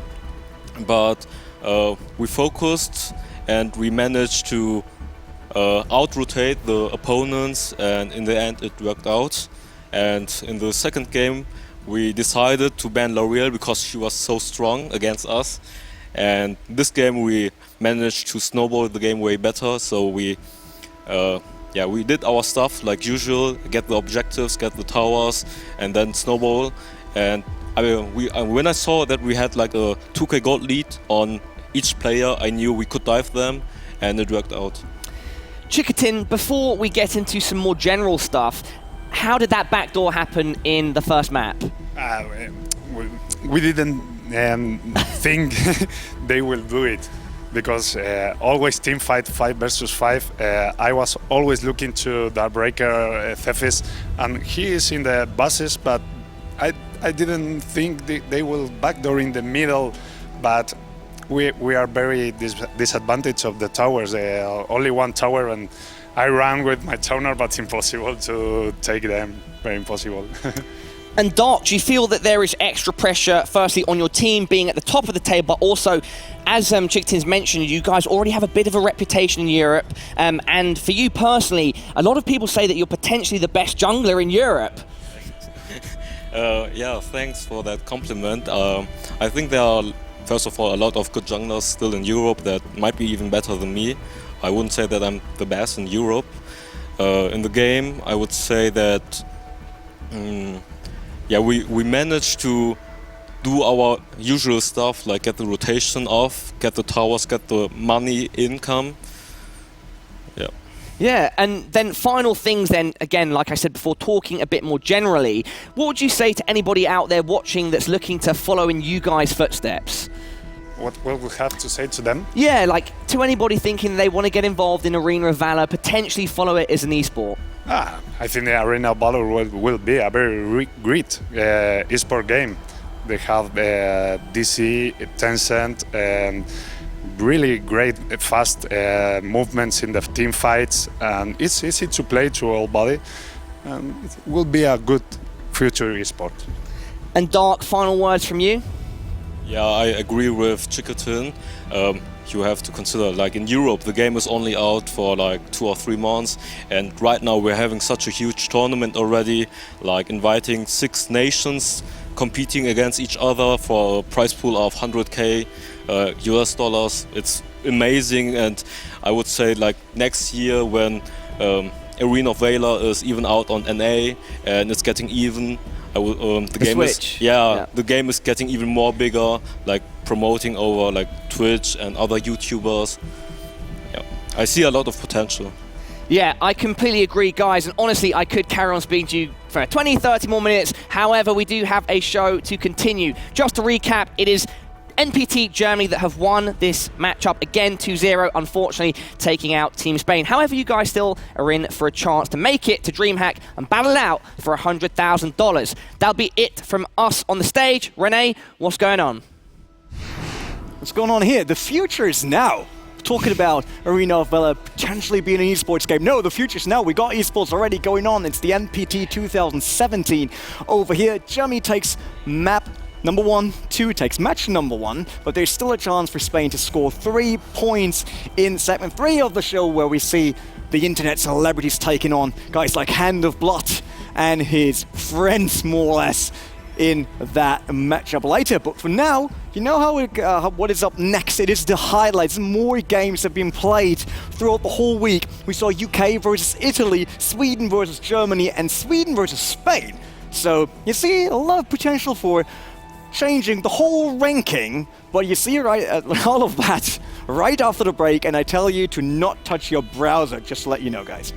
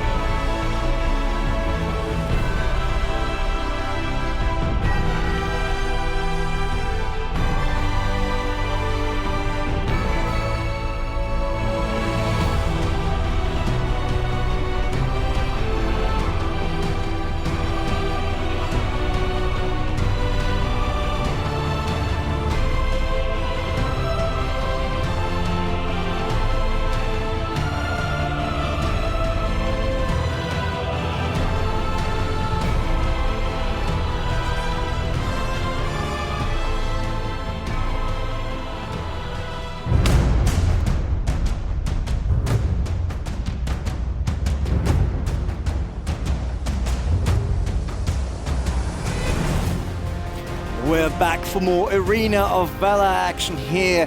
The whole day, it's just Arena of Valor mobile 5v5 action. We saw Germany taking match number 1 versus Spain, but throughout the week there have been so many games played by all the teams involved in our NPT tournament. You know, it's 6 nations, they're all aiming for DreamHack $100,000 prize money, and Woody and Chantil will bring you all the highlights. Renee, that's right. There has been online tournament that's been going on. You know, that matters a lot for the standings. And before we get into the, recap videos of this week, a lot really matters in these online just as much as the offline, which is your live in the studio. So everyone matters. Indeed. We've got a round robin here, right? So all 6 of these countries are going to be playing each of the other 5 countries in the setup here. We're only going to show you one of the matches live per week, but we've got recaps to highlight all the best matches that have been going down. The first one that we have to share with you today, the United Kingdom versus Italy. Ooh, that's going to be a great matchup. Who do you think won that one, Woody? Oh, we were... Well, we're here to report the news. I'm not going to make any predictions about it. No predictions! I was like, that sounds like... Wait, but didn't... I think we know. Let's take a look. Oh, man. I think we should.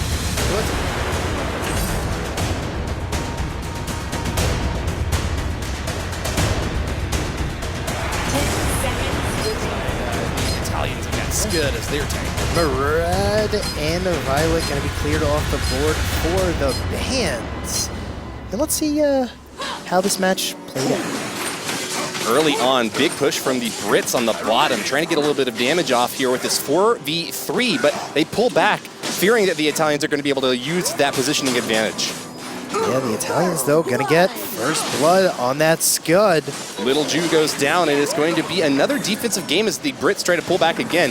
OMG's Morris takes a little damage here. Scud pulling off a victory, though, as he finishes off Yorn in the back.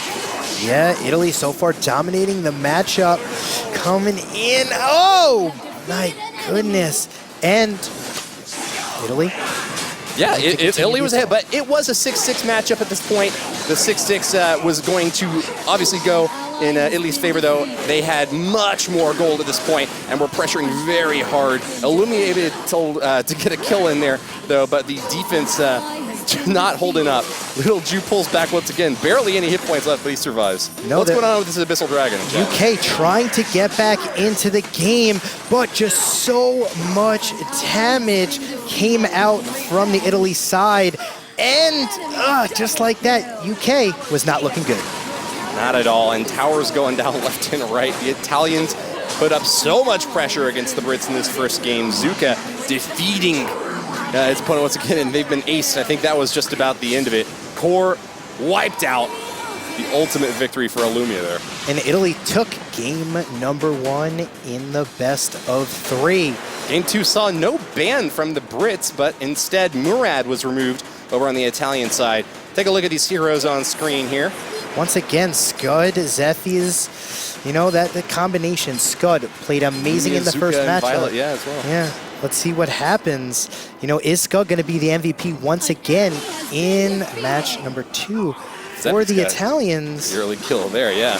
The Brits down 0-3 in the kill game here, trying to go for the Sage Golem, a little bit too aggressive, but it's going to pay off, it seems. Illumia gets the kill over on Alice, and the support having a little bit of difficulty out on the back. They went for the Abyssal Dragon, but not a whole lot left for the Brits to do on defense here. Just a few hit points left for Kaguya, barely escaped there.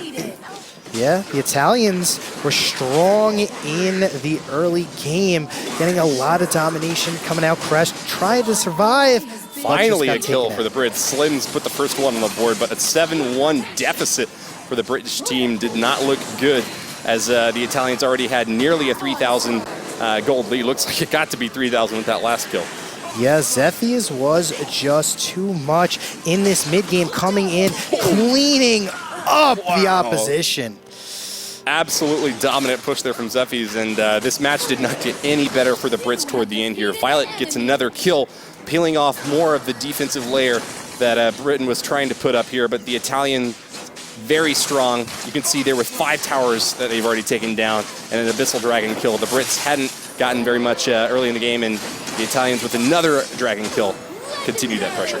Yeah, just like that, Zephy's just dominated all game. Scud just tanking as well. They couldn't get past the front line of this Scud-Zephy's combination that they were coming here. But here's the thing, Scud goes in a little too hard, and he's gonna pay the price as UK showing a little promise. You know, maybe he was able to get back into this game with this beautiful defense, but they did lose the tower. Yeah, looks like it was a double kill for the Brits, but still could not keep the Italians off their tower. That high ground tower lost meant that there wasn't much for Disrespectful do on the backside. Alice just holding on the best she can, but the support cannot pull off the victory there. Morris pulls out and doesn't even take the loss. Scud survives and continues pressure on the bottom.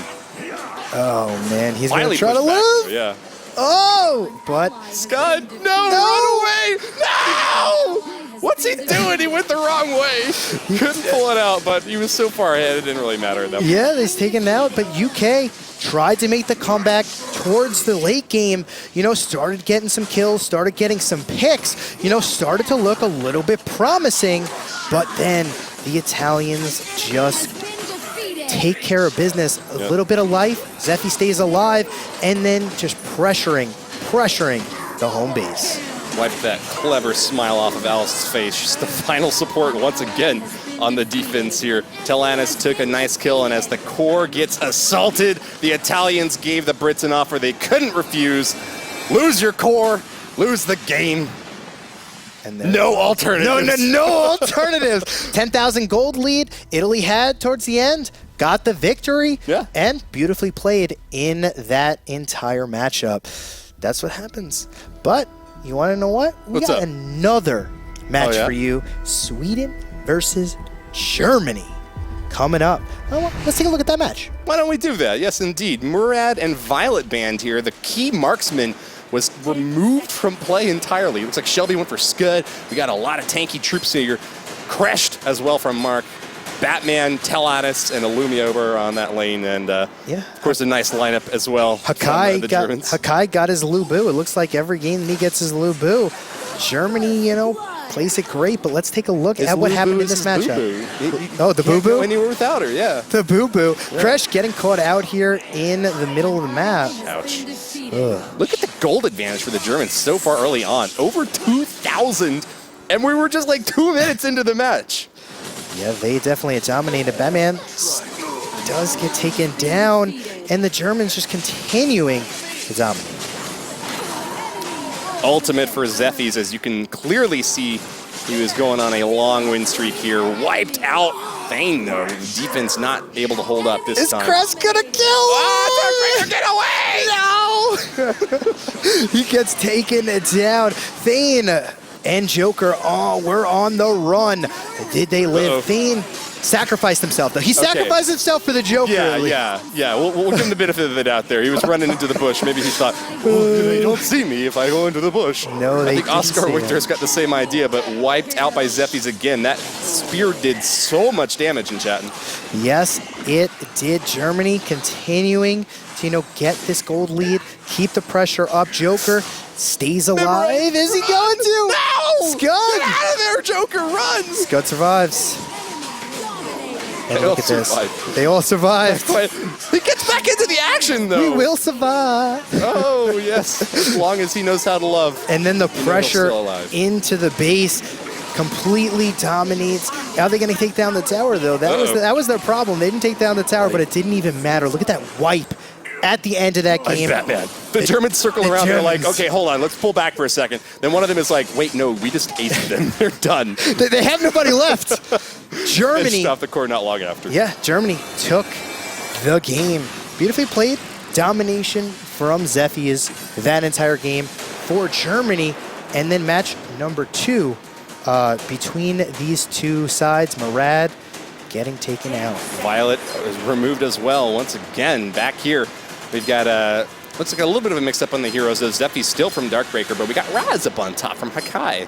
Raz. It looks like the Swedish took the Lubu from Hakai. How rude!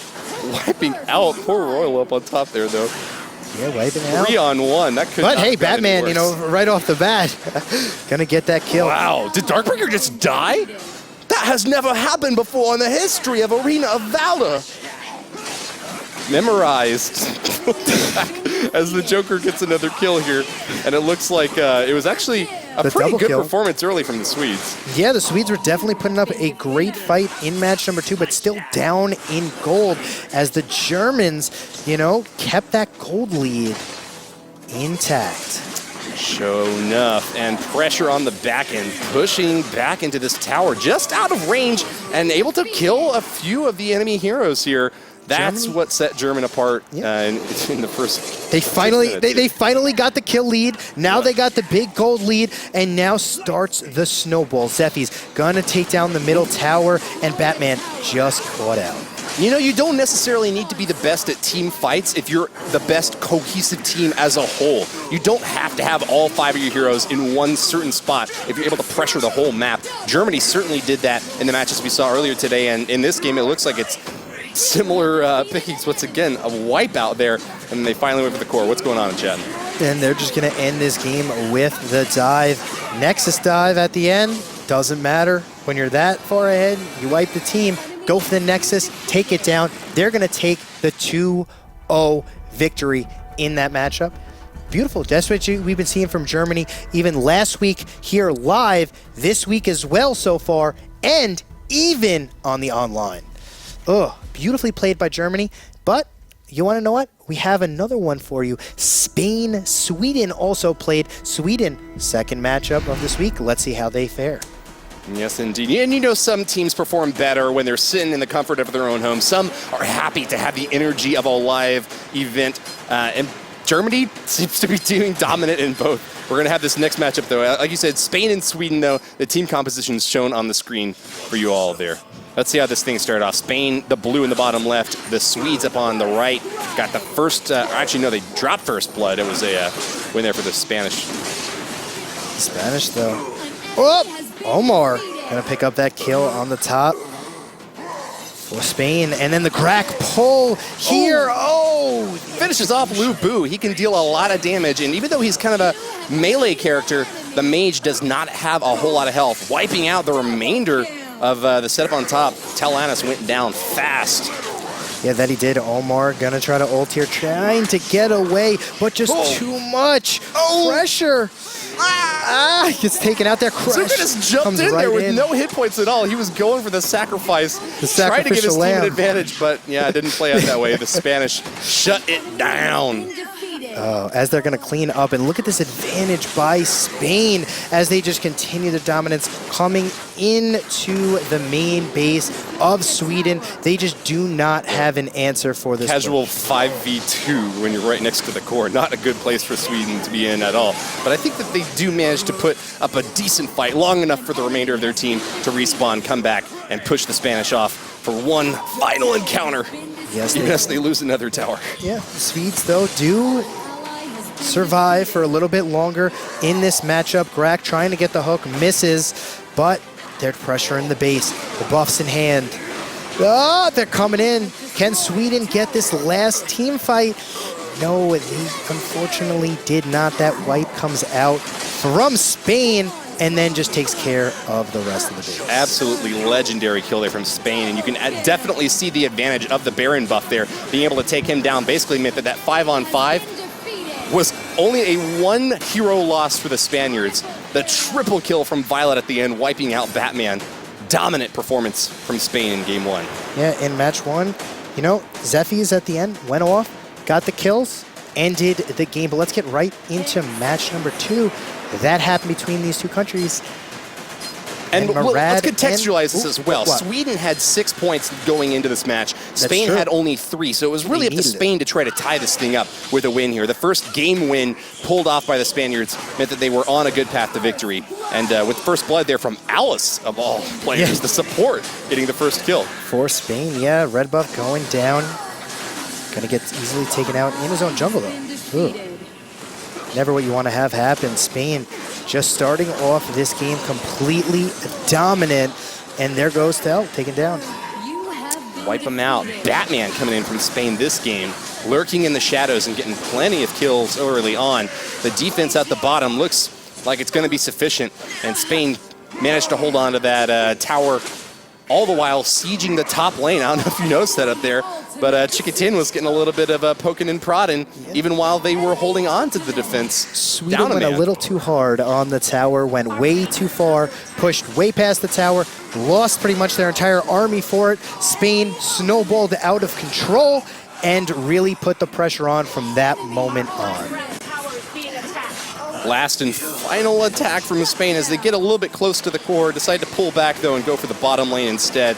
It was defense from the Swedes, but not a very wholehearted one. They were behind their tower the whole time, and as Kresh goes in to try to keep these Spaniards off, the level 8 tank just cannot stop these, look, level 13, 14 attackers. Spain, massive victory as they finally finished off the core there. Almost double the gold that Sweden had. Yeah. At the very end. They snowballed out of control in that matchup and played it beautifully. Definitely needed that win versus Sweden to keep really their ways alive. You know what? Sweden might have a lot of snowballs up there in the north, but the Spaniards were able to heat the thing up. Let's send it back to Renee, see if he's got any final thoughts for these matches. Spain taking the important points there. Making sure they're still on the scoreboard for DreamHack. Obviously, Germany also won the match, so that streak is still alive. Nothing happened to that. But there's one team that won to break that streak, and that's the influencer, the internet celebrity team of Spain that has a chance right after this 4-minute break.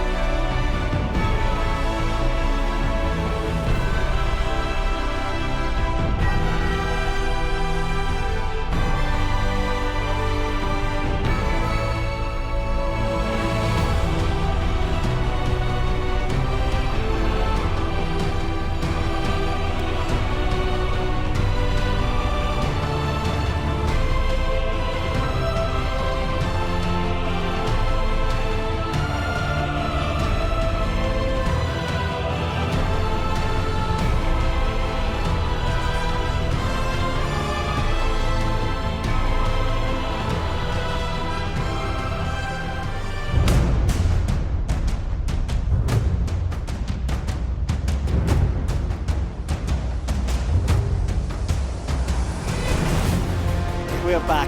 Week 4 Arena of Valor Non-Pro Tournament 2017. We went through the first game, we went through the highlights, and now at the desk I got two other guys that actually played the last game. Bobby Card from Team Germany and Lil ST from Team Spain. Great to have you guys.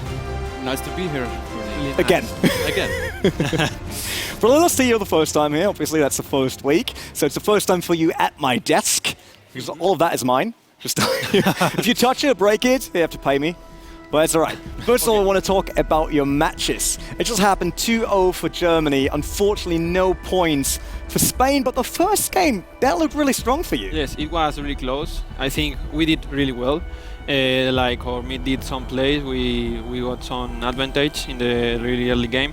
But then they started to have the goal income. We couldn't stop that. And the final play was really unexpected for us because we wanted to do the Dark Slayer. They were like, only we have to pass, and they did the backdoor. Was the first game I saw you guys struggling a bit, at least in the arena matches. Like you lost the fights. Did you went for another strategy then? Because normally you come out on top on those fights. So first of all, we just thought, let's force Dark Slayer, maybe it goes well, like every time, but this time it was like really tough with Mina and L'Oreal. It was just a really huge combo, and the Mina play was really good, so he could like taunt our whole front line, and L'Oreal could just feed her up, and later on we couldn't like face L'Oreal anymore, so we just said, okay, let's give them the Dark Slayer and let's go for the middle lane, so that like get the turret, and then we're gonna see what they're gonna do. And at the end was just unexpected even for us, so like there was no one of them, we just said, okay, let's just finish.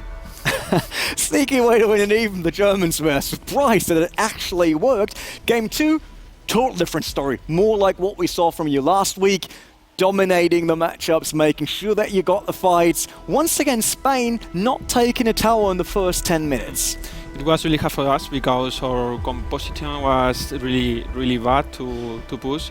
We wanted to focus on the team fights and the dragon, but we didn't. We could do it because the German players were so strong and they have a lot of advantage, but they have a lot of more gold, and they used to stomp us. It was a really bad game for us. Was it just repetition for you guys?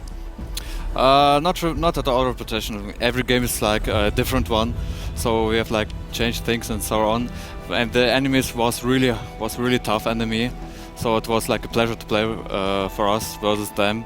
And like in the second game, we just focused more. We just we knew the enemy now, because the first game we didn't know them at all, and now we knew like how they play at least like a little bit. So we tried to adapt, and I think it worked out. Yeah, you guys kept the streak alive, but now it's another team representing those two countries, because you know the format, guys, but we'll talk about that once again. It's 6 nations, all the nations getting represented by 2 teams. It's the non-pro team that qualified and the influencer, the internet celebrity team that will play later after this segment, actually. But they will try to score points, get them on that ranking, making sure they're in the top 4, because the top 4, they will go through to the DreamHack final and have a share of $100,000 prize pool. That's what everyone wants.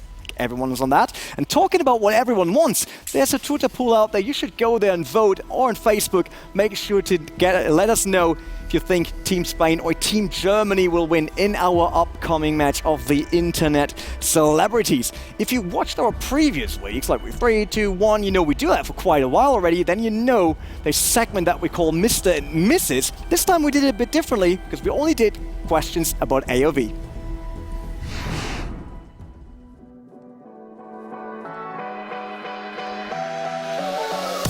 You were at the street alone, in a dark street. Ali? A dark alley? With no exit? With no exit. What champion would you like Lumbur. Lumbur. By your side in a street fight? Lumbur. Really? Yes. I will pick Telanas. Why? Because she ran too fast. No exit in the alley. Lumbur.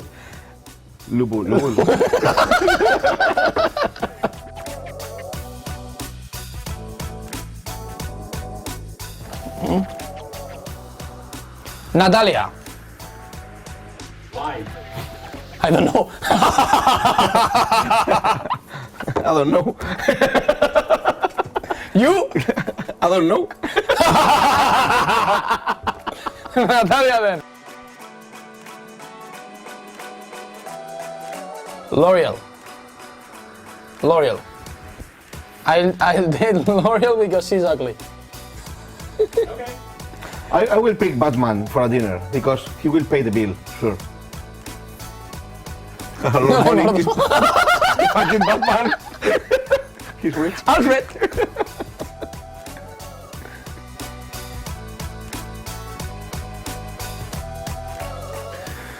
Hostia, ¿con quién te emborrachas? Batman.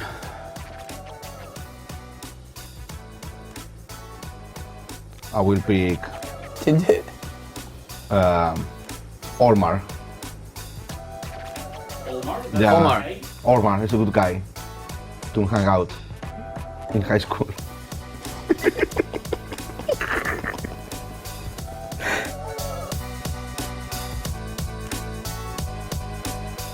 Doctor. No, daughter. Tu hija. Ah. Daughter.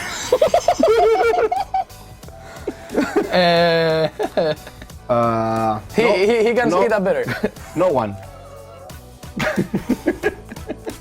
Okay, maybe Valheim. Maybe Valheim. Maybe Valheim. Or Batman. Fennec. Fennec. Fennec. ¿Has visto como Fennec? Es un puto hurón.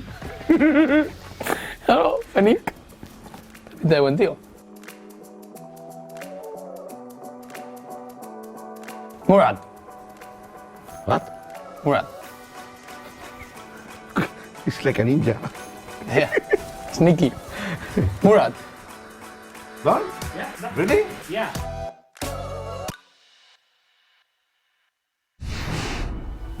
I'm not sure if that confused me a lot now. Going on a date with Batman, since he will pay the bill. Does that mean that's the most important part when you go on a date, making sure the other one pays the bill? Not really, not for me, at No, least. but you try to get the 50,000 for winning the NPT, then you can pay all the bills. Then I go with L'Oreal. Yeah, we are with Natalia. Going with Natalia on a lonely island, but dating L'Oreal. It's so good. so I can't really decide, I'm not sure. I can understand that, I would go on a lonely island with Natalia as well. So Natalia, if you hear that, hit me up. Let's go. But they had a lot of fun.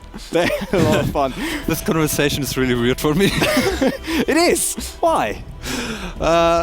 I'm not sure. I heard stories about you. Now that you like a big Arena of Valor player, I heard that there are some girls hitting up on you due to Twitch chat. Is that the life of a pro player? Maybe, maybe not, I don't know. I'm not non-pro, so I don't know how a pro player behaves. I can't confirm nor deny any of that. No, we can't. All right, Bobby Carr doesn't want to talk about that, but we'll figure out in a new magazine, Arena of Valor Inside soon, interview with Bobby Carr about all his dates and girls to get through playing the game. You could get something with looking up this show over here. Some iPhones, 3 iPhone 8s or 1 iPhone X in the giveaway. Just make sure that you do whatever's in the lower third to grab a new smartphone to play Arena of Valor on. That's it, right? That's what you need your smartphone for. Of course, I know for sending messages to girls, but also to play, right? Sorry. Sorry, totally lost the. I'm so lost now. I was just looking the after that interview, we all lost. Don't worry about that. Don't worry about that. That really confused me. Yeah, we go on to an easier topic, making sure that Bobby Card feels more comfortable right now. Because under the makeup, you can't see that, but under the makeup, he's like red everywhere. Oh, that's true. That's a new skin, the red Bobby Card. It's now available. Now, talking about the upcoming match, you guys need your Internet Celebrity team to win, to keep the streak running, to make sure that you guys go home another time with 6 points. We know that no other team did that besides you, but they changed the lineup a bit. Does it have an impact? I think it will have an impact, of course, like other players, other team structure. But I still hope that they can make it. I still hope. We don't know anything yet about the Spanish team because we didn't saw them. It's the first week over here in Katowice for Arena of Valor. Tell us a bit more about that. I think we already know each other because we are friends in real life. And it was really cool to be here. It's our first week here. Let's see the second week we are more focused. And I think it has been a really good experience to be here. Well, we'll see if that good experience is actually enough to get them winning some points, because that's what they're here for. But so that you guys get to know the teams as well, here's another interview with Germany.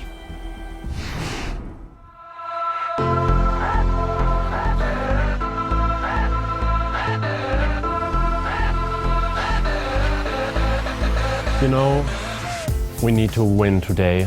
I like winning, and I have a 100% win rate on international tournaments. For today, I trained a lot of, I really enjoyed playing Wukong.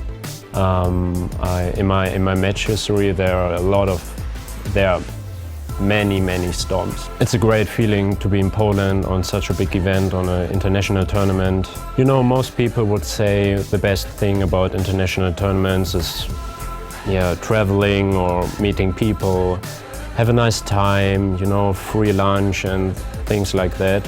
But for me, it's kind of different, because in Germany, I'm the best Arena of Valor player.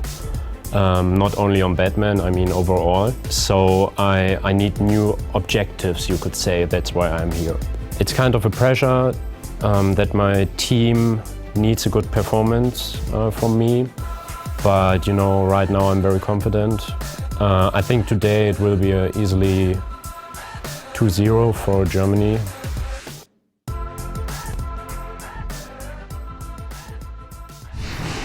Straight out of Spandau. Hand of Blood confirmed the best German player in Arena of Valor. Is that the case? Yes, it's the case, it's true. He's our captain. You just want him to follow you on Twitter, right? Yes. That's why you say that right now. I knew. True. He's just big, and people are like, I want to get him following. He doesn't follow me, so I'm very sad about that. But that's not the topic over here. You heard that? He's pretty confident. Germany taking a 2-0. They did not quite make it last week. They had 2-1 against UK, still getting the win, but giving away map number 2. But we want to hear what Spain has to say.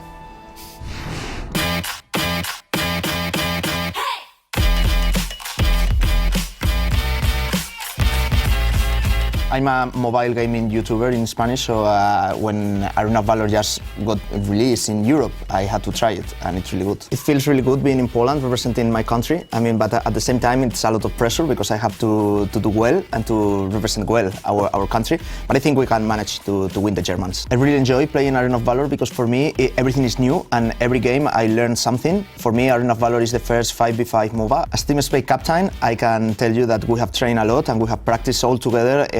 Not every day, but almost every day. I mean, during afternoon or evening, we just had a few matches and practiced different champion compositions. So I think we are ready. I think that because Germans played the week before, we are in advantage, because we had the chance to look at them and see what are the favorite champions. And regarding the Spanish team, everything will be new. In Arena of Valor, it's all about communication and get on well with your teammates and be in the right position at the precise timing. So for us, I think that the most important part is the jungler. So if our jungler can perform good, I think we are good. I think we'll win 2-0. Advantage of having seen Germany last week, he said, but he also said, besides being confident and practicing a lot and all that, he said there is this pressure of representing your country. Is it really something you have in mind while playing? Yes, it's like you are representing a country, and it's like you are under pressure every game, every minute. But it's really cool. I'm feeling really good about it, and I think they are feeling really good too, because it's really cool to represent Spain. Being comfortable with it, but for you guys, you got all the wins. Does it become harder each and every time when it comes to pressure, because everyone expects you guys to win? A little bit, yes, because like in the German community, everyone says, okay, you need to win now to keep like all points. And I think they got like a big pressure too from our fans and their fans. But I hope they can handle it. Bobby God hopes his team can handle it and bring home another win for Germany. But for that, we also need both teams in the arena again. So please welcome Spain and Germany. Enter the stage, Team Germany! Starting with top 10 vlogging and lifestyling content creator Avive.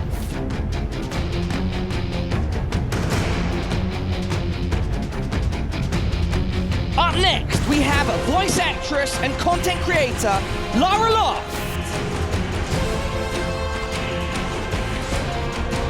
Welcome to the stage, award-winning gamer, Tinendo.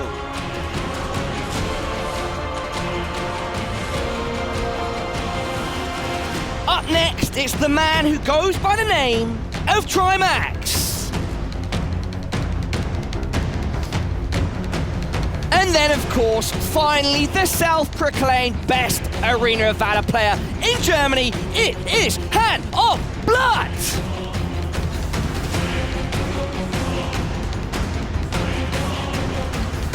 This is Team Germany.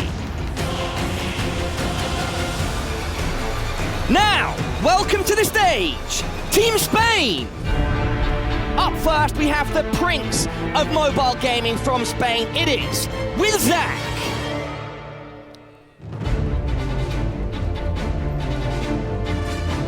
Following Zach, we have none other than former professional gamer turned content creator, Bystax.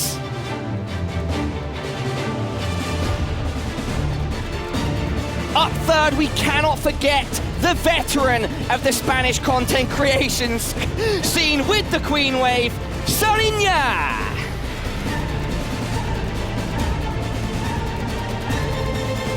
And then another mobile gaming legend, the Alvaro.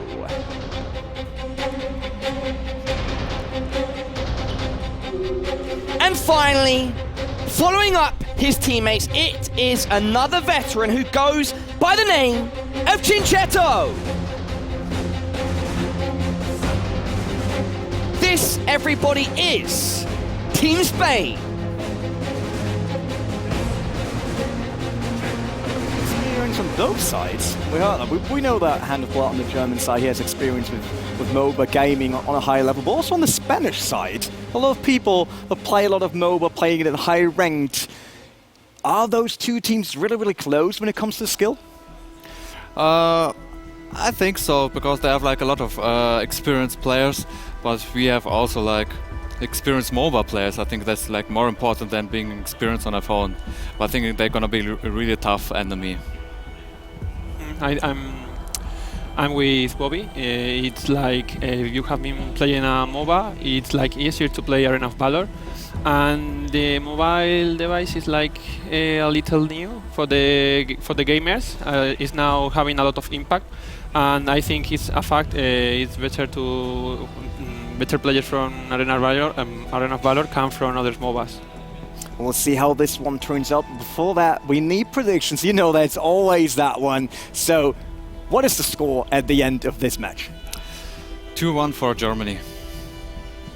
I feel confident. I will say 2-0 for Spain.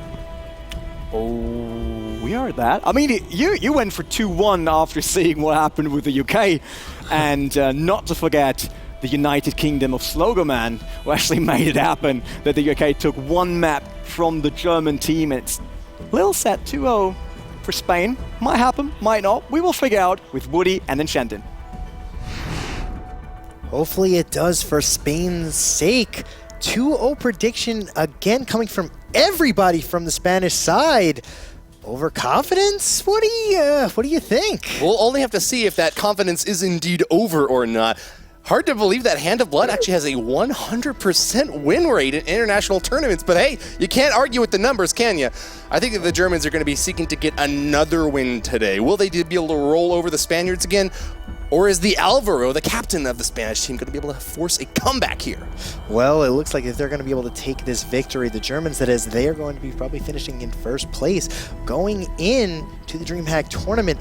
Spaniards, though, with the Spain, Alvaro, the captain, he's going to need to really rally his team in order to get Spain a victory and really climb back up into contention as we look at the German side. Ooh, Trimax is, pretty big dude. Yeah, nice lineup there. We, of course, know him from Clash Royale. He's a streamer and YouTuber. He's the king in the arena, so do you think he'll also be Gilder here in the battlefield? I don't know. He said he had a little surprise for us waiting, so we're going to have to wait and find out. The Spanish side looking, trying to figure out what are they going to play. This is a very crucial game and match and set. Serena said that she was a little chilly at the airport. I checked her Twitter, so maybe she'll go with like Dao Chan if she embraces the cold spirit, or maybe warm things up a bit with Raz, huh? Yeah, maybe a little Terra action. Yeah, you know that icy hammer. Oh yeah. All right. Well, Avive is going to choose first. He's a German YouTuber, and he's got some pretty shocking and slapstick comedy videos. Maybe he'll go for the Joker. That'll be. Well, let's see who he bans. There it is, the Joker ban guess he's coming in. not going to be able to use the Joker since he's been banned, but. With Zach over on the right side. Oh. That man getting taken out. So it looks like the DC done. duo done.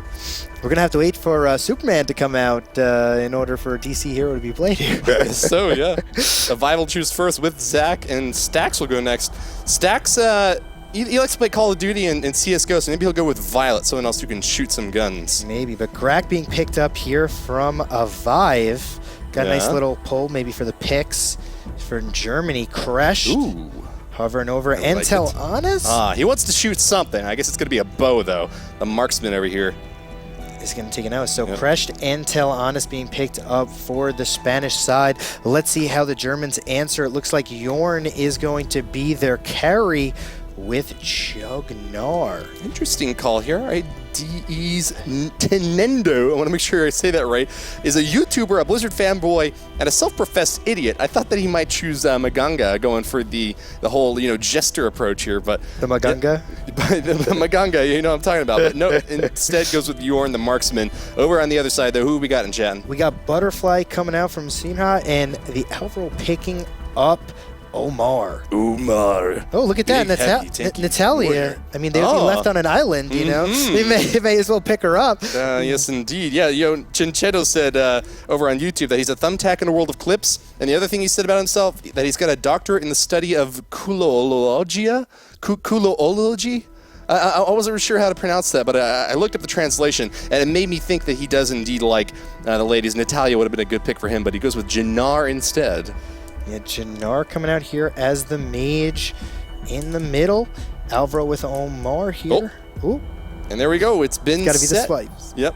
15 seconds until we get ready to go into this match. A lot of them going for heal. Spain going to really need to win this matchup. And I'm very excited to see how they play. They're very confident. I mean, even as their, non-pro team said, 2-0 was their prediction. Right. Their influencer team stayed with it. 2-0. Yeah. So they definitely are going to try to get this 2-0 victory, but it's not going to be easy as the Germans have not lost. As you said. And they've got the advantage on the skins side here. It looks like they got 3 of the heroic skins. That's true. HOB 100%. Yeah, the Spaniards are not really going for the skins. I think that they're more interested in just, hard tax ABC gameplay. But the Germans, of course, you gotta look flashy when you win. When you're winning, and that's the time to go flashy. Yeah, you got to get the style points, otherwise it wouldn't really count. Let's take a look at. Oh man, the team setup coming out. We got Grak, Chagnar, Yorn, Natalia, and Wukong coming out from the Germans. Right. And Butterfly, Jannar, Crushed Ormor, and Talanis over on the Spanish side. So Butterfly, I don't think we've gotten a chance to see her yet today, but she is a real quick attacker. Kind of reminds me of the bride from Kill Bill. She dashes all over the place with a huge sword, and she is out for blood. When you select her on the screen, she's something like, I will kill everyone. Have you checked that out? Yeah, I have. And hey, listen, if she gets that first kill, she just continues to just chain into 1, 2, 3, 4, and then all of a sudden your whole entire team's dead at the blade in her hand. Kills her and assists, of course. Yes, reset all the cooldowns on her abilities and heal her for 15% of her health. It's going to be up to with Zach to make advantage of that great passive ability. Yep. Looking at Trimax versus Stax in the middle lane. We got Shinchito and Sarnha. Now Serena on the bottom, not really opposed by anyone yet. Oh, here we go. Finally got a little bit of march down here from the Germans. Going to try to defend a little bit. Shinchito pulling back a little bit. Happy to shoot a few arrows out. Talanis looking for level 2, but hasn't gotten there yet. Stax in the center grabs himself a little bit of a power-up orb there, getting a little bit more health as he tries to hold on strong here. But wow, Trimax got a nice hit off on him. Natalia, the mage, getting a great strike against Jinnar in the center here. And again, A whittling lot him of down. poke coming out. Yeah. Ugh, but the bottom lane action, just a little bit, just killing minions, just the slow play, slow start to this game. You know, nobody really wants to come in with the jungle just yet. It'll ramp up maybe in about 30 seconds once the junglers really get to level 4, which we just see coming in from this Wukong. Let's see how he want to plays this. I mean, the lane's push, so not too shabby, but yeah. Middle. You could tell in chat that none of these players want to be the first one to drop the first blood. It doesn't look good. It gives your opponents a nice advantage.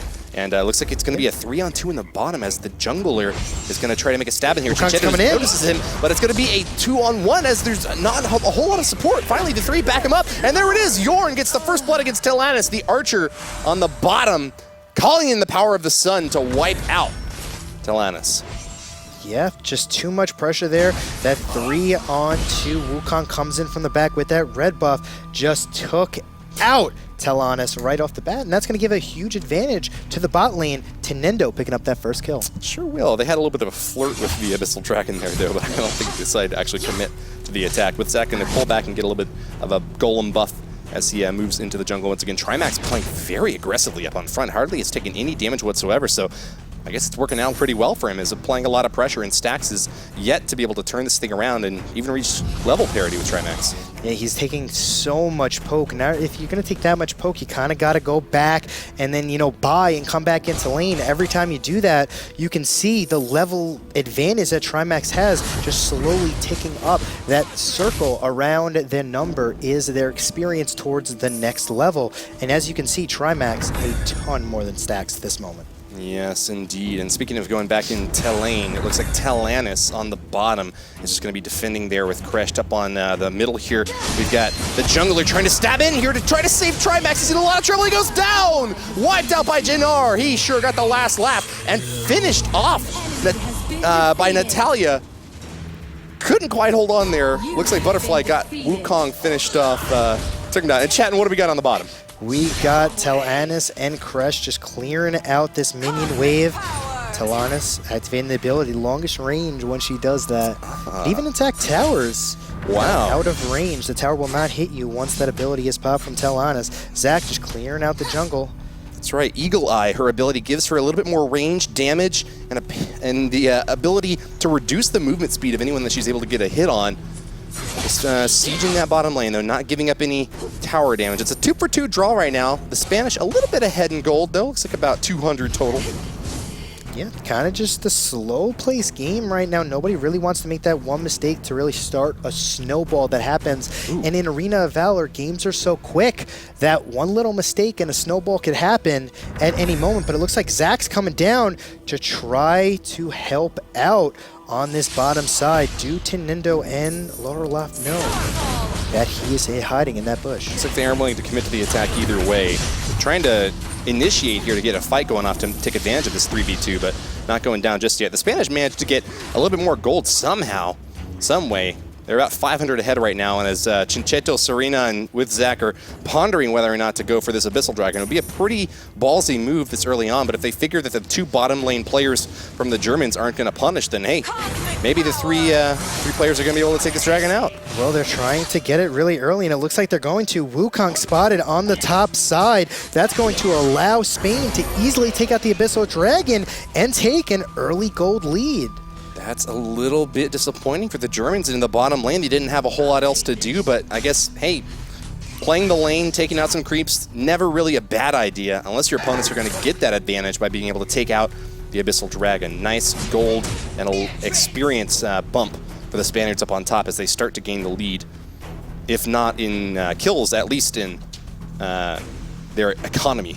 The economy is right. Hob coming in here. Is he going to try to get on Stax? Stax taking a ton of damage. Trimax coming in. Is he going to be able to finish it? Gets annihilated. Zach coming in way too late, and he's just going to have to retreat as he got in the fight too late. We have a little skirmish coming on in the bottom lane. Chugnar and Yorn just avoiding the pressure. Spitting at each other. They got little spitballs that they're sending waves and waves after, but not really applying too much pressure. It's the advantage, though, for the Spanish team. Since they were able to take out the Abyssal Dragon earlier, they are already at level 7, gaining that experience buff from finishing him off.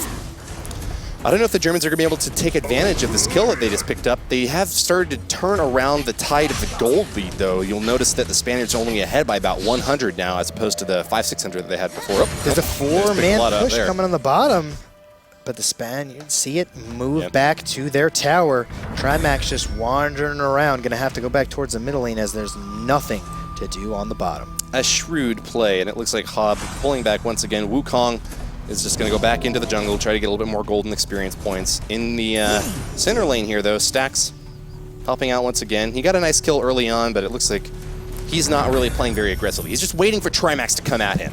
And why not? There's no need to go stabbing in there at a tower, especially if you don't have that much support from the creeps. One little siege creep did reach the tower and got a little chip damage off there, but looks like up on top, Alvaro is in the preferential position. No hook from a Vibe yet.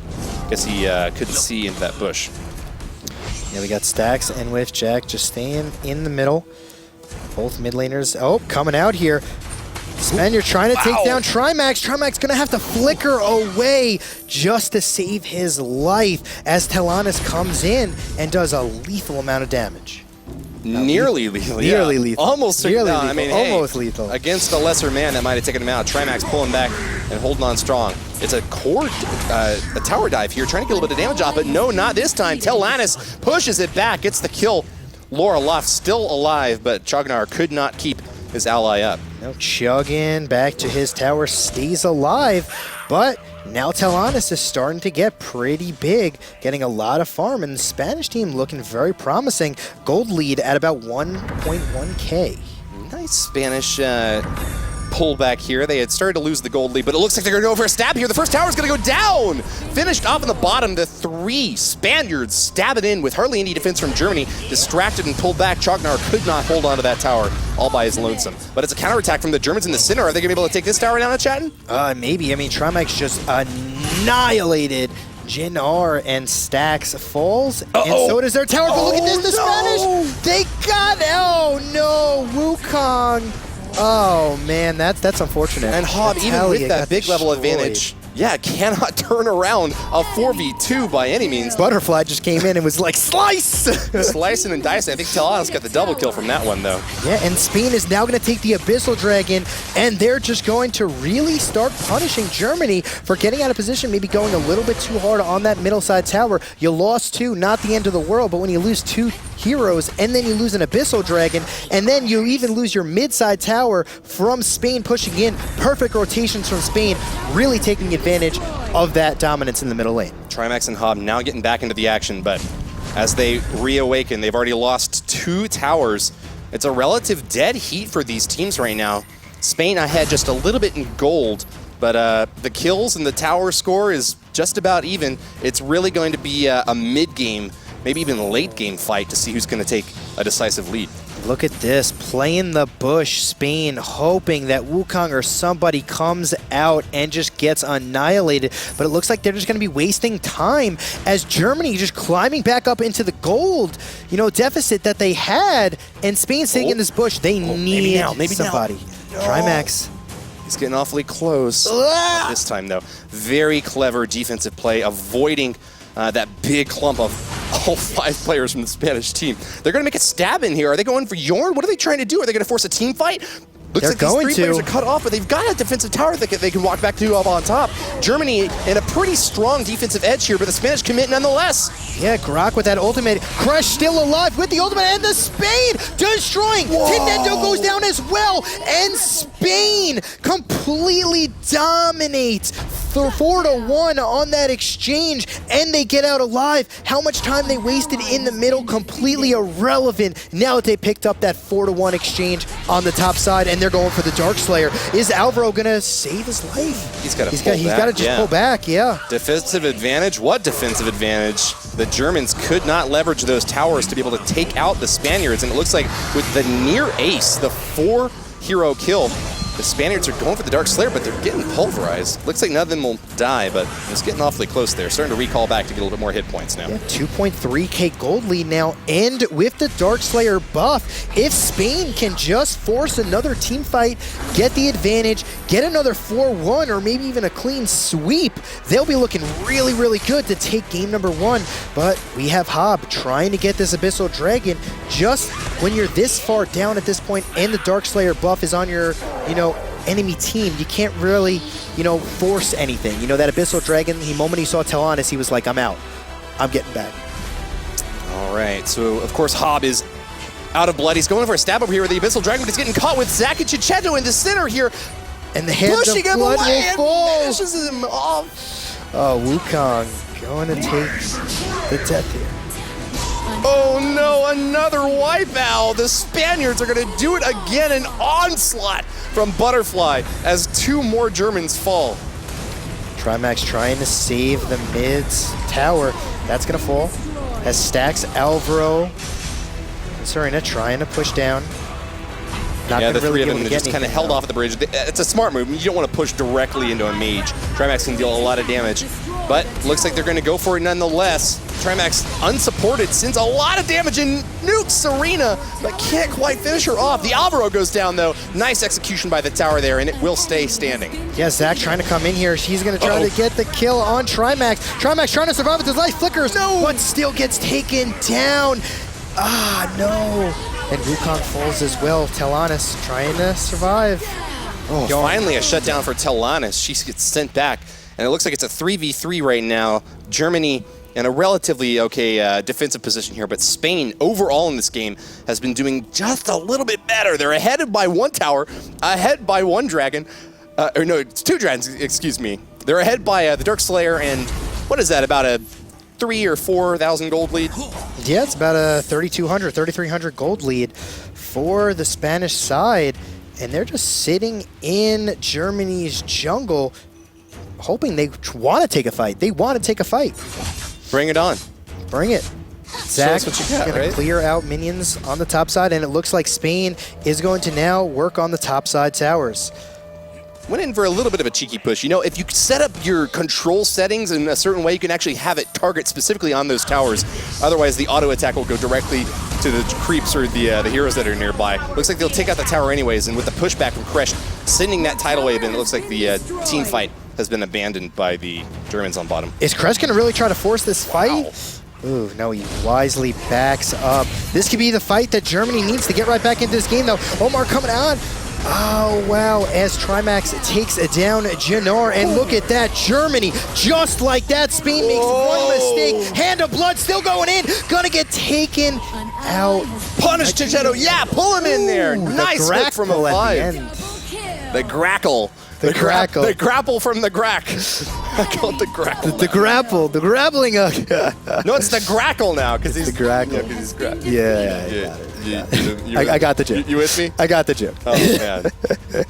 Center high ground tower has gone down from Germany, though. They only have 2 left to defend, and they haven't really been able to leverage any of these battles that they've won because not many of their teammates are surviving. 2 or 3 still left standing at the end, but the positioning advantage for Spain is going pretty well. Look at the Hand of that Blood, that 100% win rate. Yeah. But 0-6 in this game. Ugh. Does have 7 assists, though. Indeed. Tenindo looking to get level 14. There it goes. All you had to do was run around a little bit. Yeah, 5,000 gold lead for Spain. Can they close out this game? That's the question. Another 1 or 2 team fights like that from Germany, and they'll be right back in this. They are a very, very strong team. They don't really lose, and let's see if they can somehow manage to take this win back from Spain. They do have a commanding lead at this current moment. Spain now circling to the bottom. Chinchetta just picked up Muramasa. Great item for the marksman in the bottom lane here. Looks like all 5 are going to be pushing in, and with the vision advantage that they got from killing that owl in the river, looks like they're going to be trying to push the tower here. All 5 on defense, though. Germany is ready to hold strong on this tower. Yeah, Grack, can he get the pull off? No, no pull. If Grack can land a pull here, Germany just needs to wait, land a Grack hook, clear it out, and then just go all in on the 5v4. Oh, there it Tackle pulls it in, and that is a great gank, forcing the team fight. Somehow Spaniards are willing to commit to this attack, but it looks like the defeats of Germans are going to be able to hold off. HOB goes down, though, and it's not looking too good at all. Picking them off one by one. It's a bloodbath as Butterfly is able to stab him down, with Zach trying to make it retreat, but not going to happen this time. Teleanis gets the final kill. Tenendo and Trimax defend and are victorious, but it's a Pyrrhic victory. They lose their tower, and the core is being sieged now. Yeah, now double super minions on the bottom and the middle side coming in from Spain. That's going to be very problematic because you're always going to need to have somebody on defense. Once those waves start pushing into your base, the Darkslayer could be taken by Spain and then maybe rotate and end the game. Let's see how Spain wants to play this. You know, maybe push in a wave into, you know, Germany's base with the super minions, then take the Darkslayer, then end the game. Hopefully they play it like that because you don't want to keep on forcing team fights. Germany now only really 4K gold down. You know, they're slowly chipping at this gold lead that Spain has. And there are a couple of towers for them to take to get back into this. All heroes back alive once again.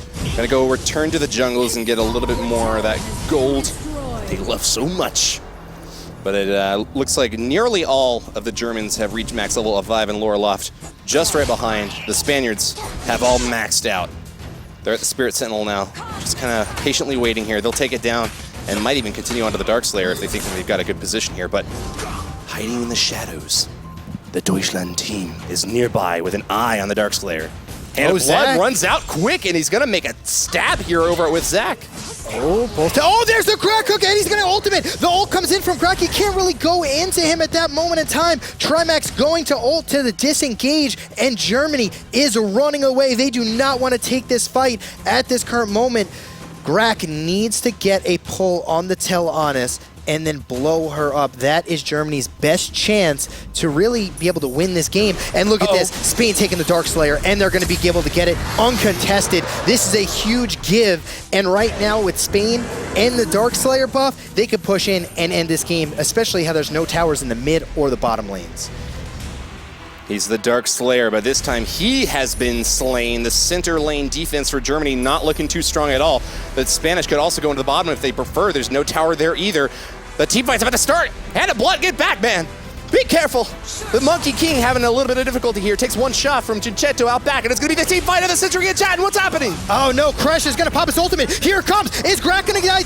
He's going to fall first. Grack's going to get taken out here. We have Trimax going to get taken out as well. Laura Loft going to get taken down, and there's 4 Spaniards still alive. Tenendo trying to defend, but Teleanis is going to kill the Nexus, and it's going to be over.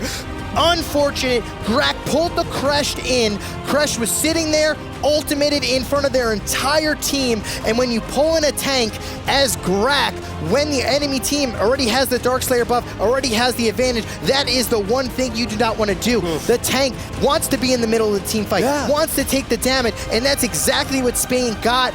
Beautiful by Crash to protecting the Teleanis there. Grack not able to land the hook on the right target. Crash comes in, he ults, not able to take him out. Trimax falls, Trimax falls, and everything else happens. With Zach, the MVP of that match, victorious, the Spaniards are going to finally get one on the board, and bully to them, vamos España. Happy that they were able to take that Nexus down there at the end.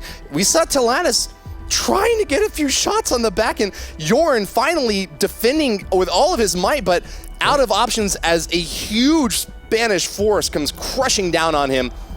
Nice kill at the end. Yeah, beautifully played there by Spain. They said they wanted to get the 2-0. Well, guess what? They got the first one. You're gonna have to win the second one, though. That's always the hardest, you know? You win the first one in a best of 3, you know, especially when you're like the David in the matchup, the Goliath's looking down, and they're like, all right, now it's time to win match number 2. I don't know if that necessarily applies. We don't have such a David and Goliath in this series, do we? I mean, Germany hasn't lost the entirety of the tournament. But we're looking at the influencers now. These guys, I think, are not necessarily on the pros circuit. They didn't go through the qualifier stage. That was a really close game, but I don't think that was necessarily a huge upset. The Spaniards played really well throughout, and I think that the Germans had a good chance to be able to turn that thing around. But eventually, the Darkslayer buff, being able to push the Germans back, into their own base.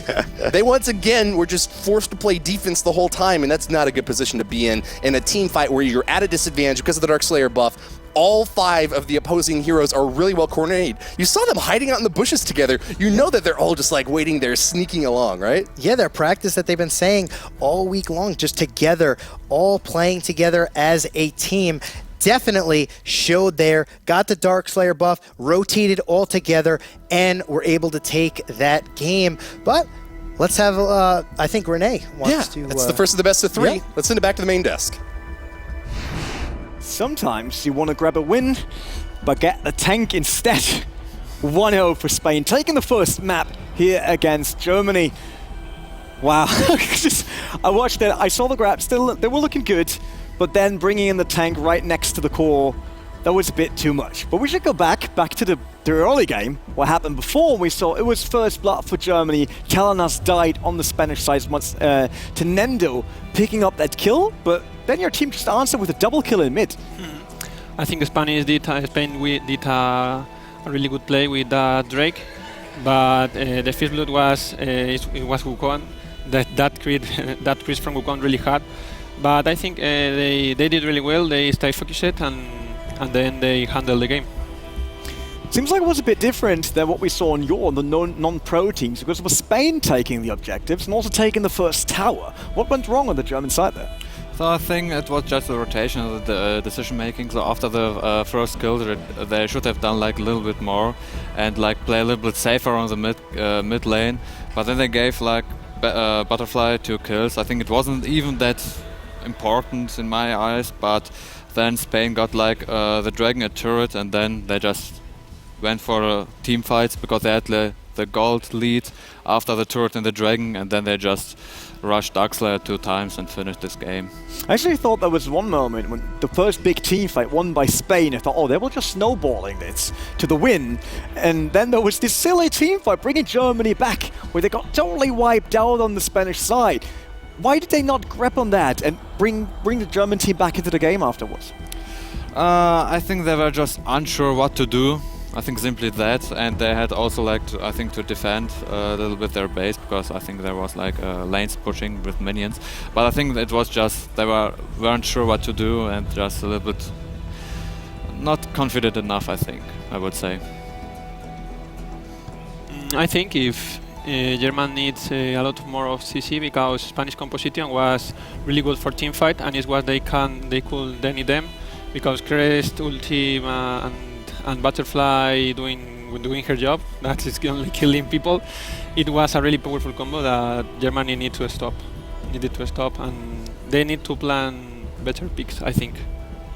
So you think it is about a pin and ban and pick phase, but we saw during the defense that two upper towers down already for Germany. They tried to push it out again, try to get it into the game.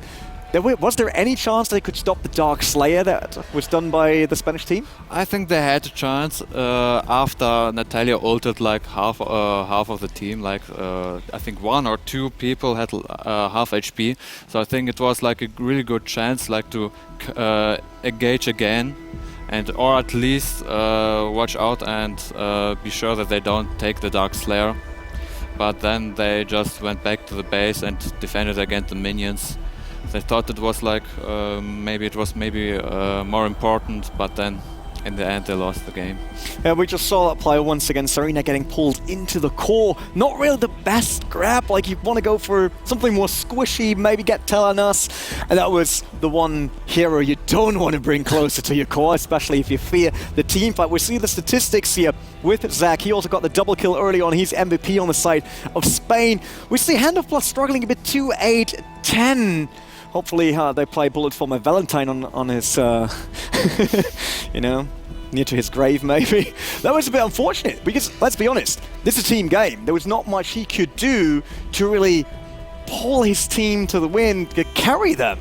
Is there anything he could pick next time to be a stronger carry for them? Maybe he should pick his main, try to pick his main champ Batman, I think, because he did really well with Batman. His early aggression was really strong. So maybe this will help, and I think a little bit more of team play. Who knows, maybe Hand of Blood brings Batman and turns this around. We'll figure it out in the second match right after this 4-minute break.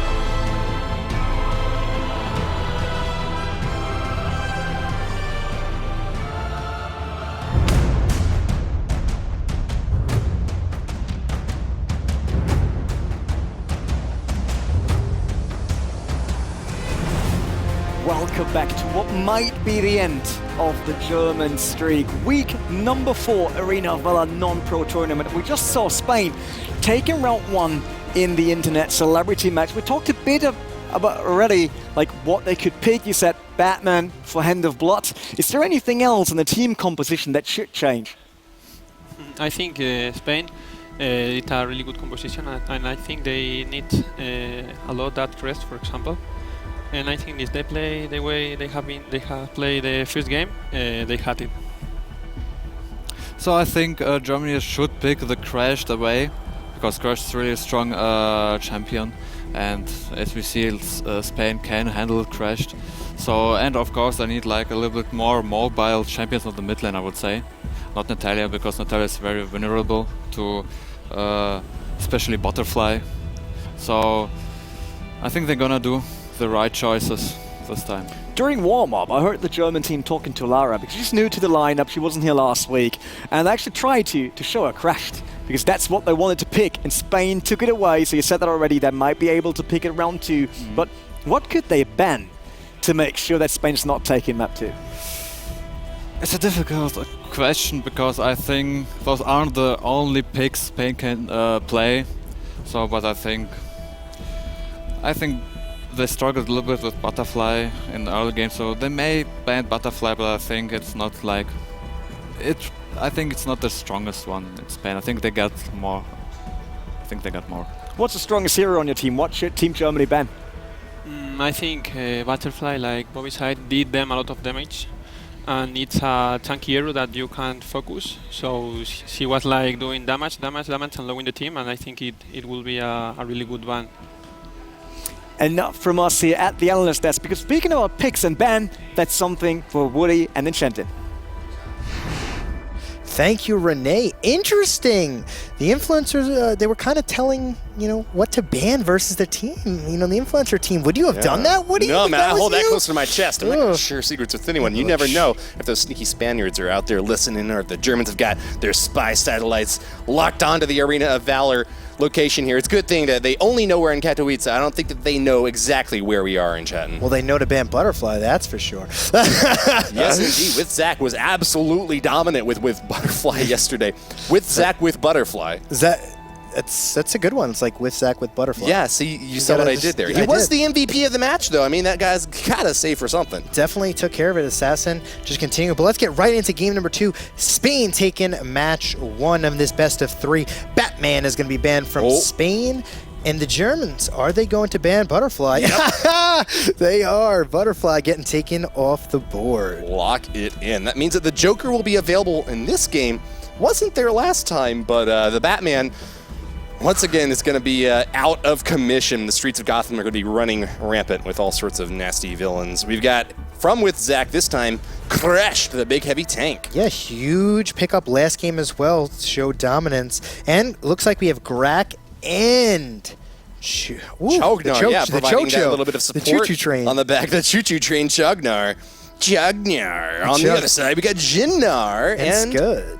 Yes, we do. Oh, no. Oh, you spoke too soon in chat. Hold on. Whoa.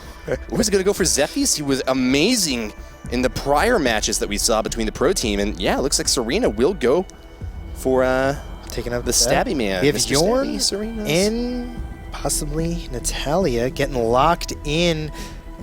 He played her last time, he'll play her this time. Hey, listen, when you're left on an island, you got to do what you got to do. You got to pick. You got to pick. Telana's coming down. That's a nice little character card that they flashed for her there, too. Yeah. And Alvaro, I would take her on a date. Yeah? Would you?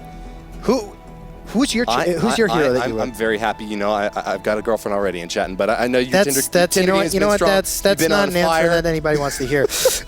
Envoy taking Wukong as the last pick. The hand of blood. She's listening, isn't she? Is the monkey of blood. She's listening. Please. Right, I'm sorry. I'm gonna blink 3 times. I'm sorry. Blink 3 times. Yeah, that'll let you know that you need to shut down the mic. I'll talk to you later. 14 seconds remain. The teams have been set up here.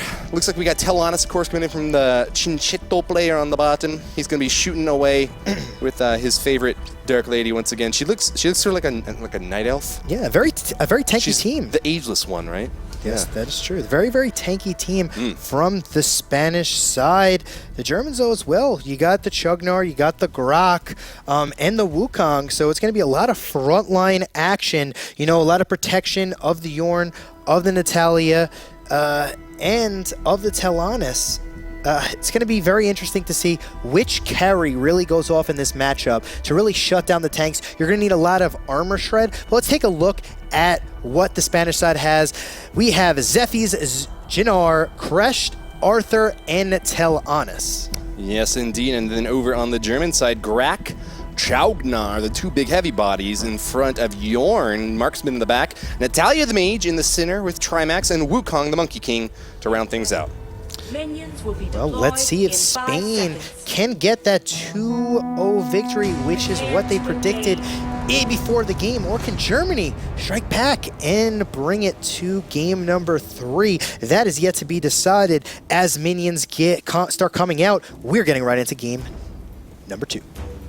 Numero dos, we'll call it in the Spanish language since they are ahead right now. A little bit of attacking in the center here. Trimax trying to get a stab in. No, he's just going to go for the minions. I think that's fine.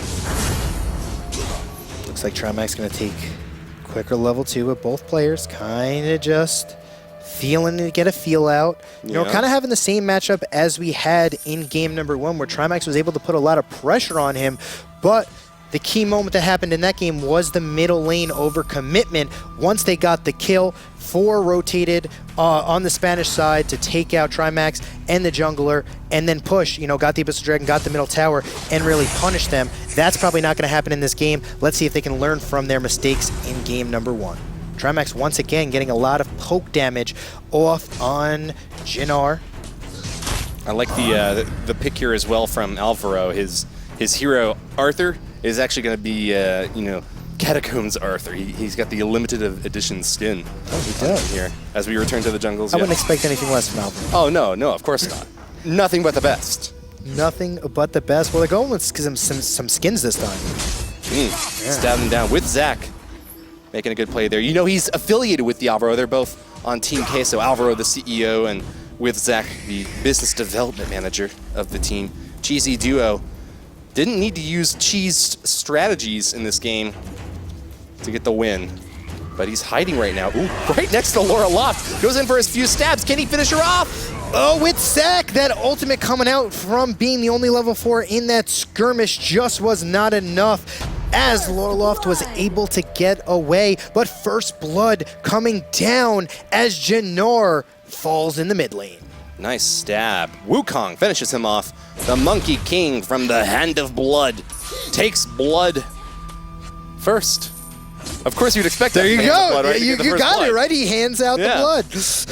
Trimax in the center once again. The mage, Natalia, with her little poison She serpent doesn't look flying that, around. you know, I wouldn't take that skin to a private island. He looks pretty cute, though.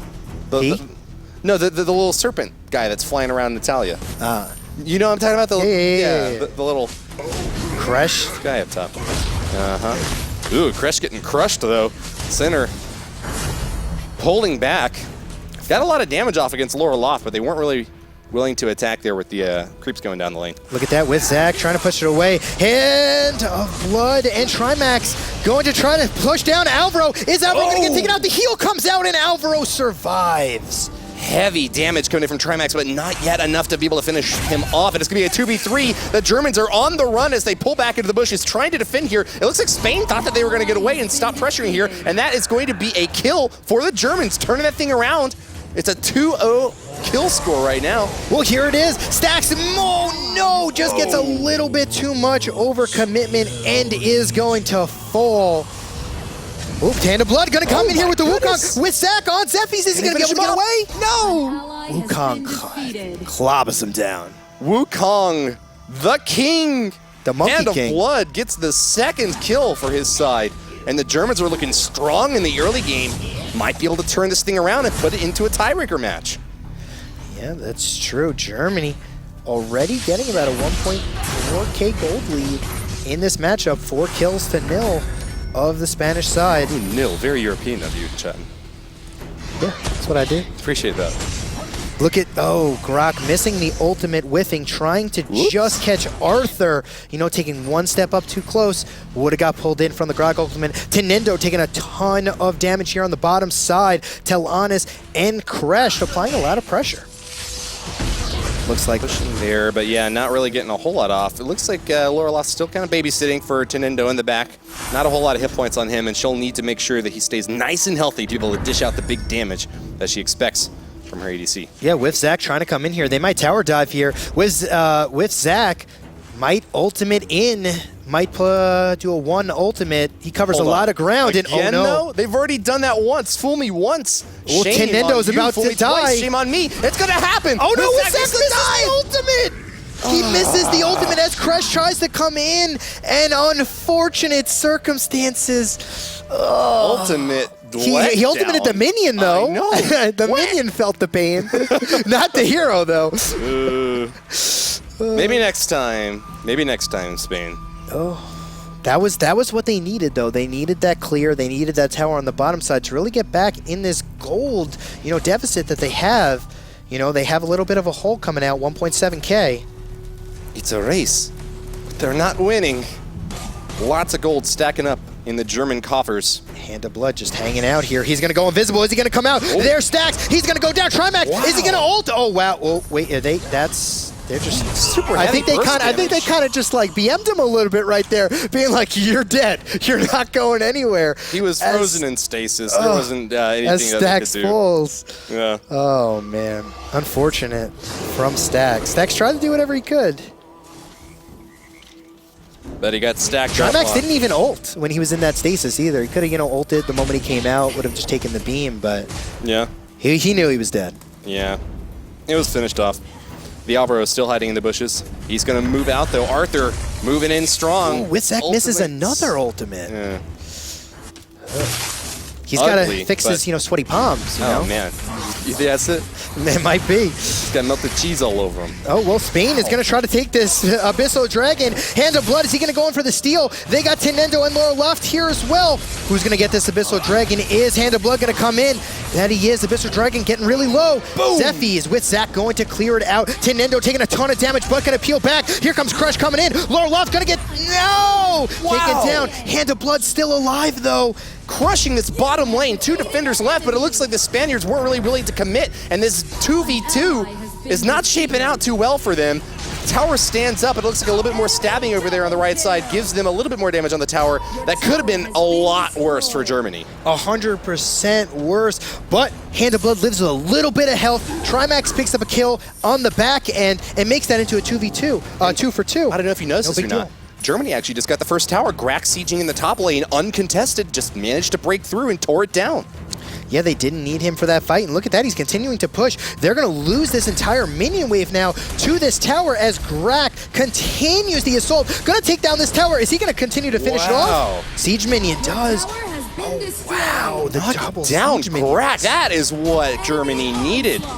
Way far ahead in tower and gold and kills. The avalanche has started to form, and the Spaniards are in a tough position, down about 3,000 gold now, more than that even. Yeah, this Spanish assault on the bottom side, though, they do have the advantage on the bottom. They just need to make sure that they punish. Oh no, Crush! Gonna try to save Talanis here. Talanis going to just throw her 2 into the wind. First tower for Spain, and they got the dragon earlier.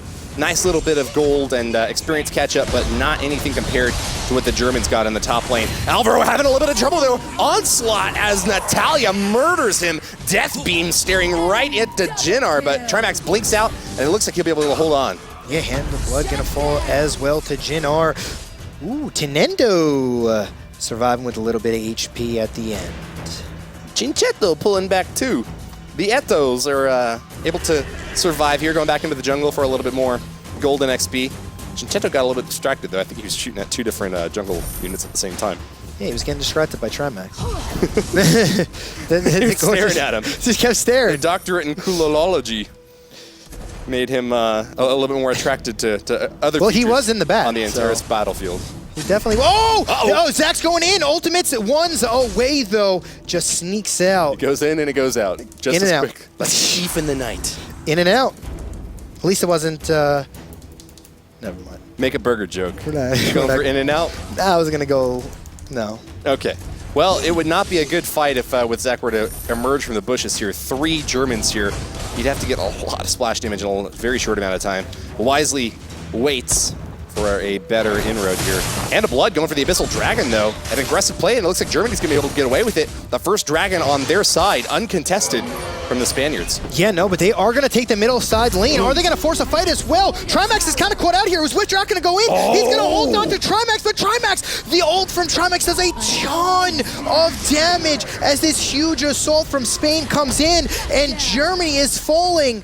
One after the other, Tenendo falls, and Trimax, a 2-for-1 trade there, as Zach, the only member to fall from Spain. An avalanche of destruction falling down. Spain punishes hard the Dragon claim by Germany, taking that middle tower, and it looks like the game is getting a lot closer now. Spain only behind by about 1,400 gold in total. They'll be pushing mid and bottom as Germany tries to recuperate here. The last two heroes from that last exchange are coming back now. Natalia just respawned, and Yorn will be with us again soon. Yeah, Grak needs to start grouping up with his entire team. I mean, Spain is just so good at staying all together as a 5-man unit. And as we're watching all these fights, there's just no hooks from a Vive because he's just not there. That Grak hook and ultimate combination could turn the tide, but he's continuing to push with a tanky support unit. I mean, you're not really going to be able to get down that inner tower. He really needs to be grouped up with his team,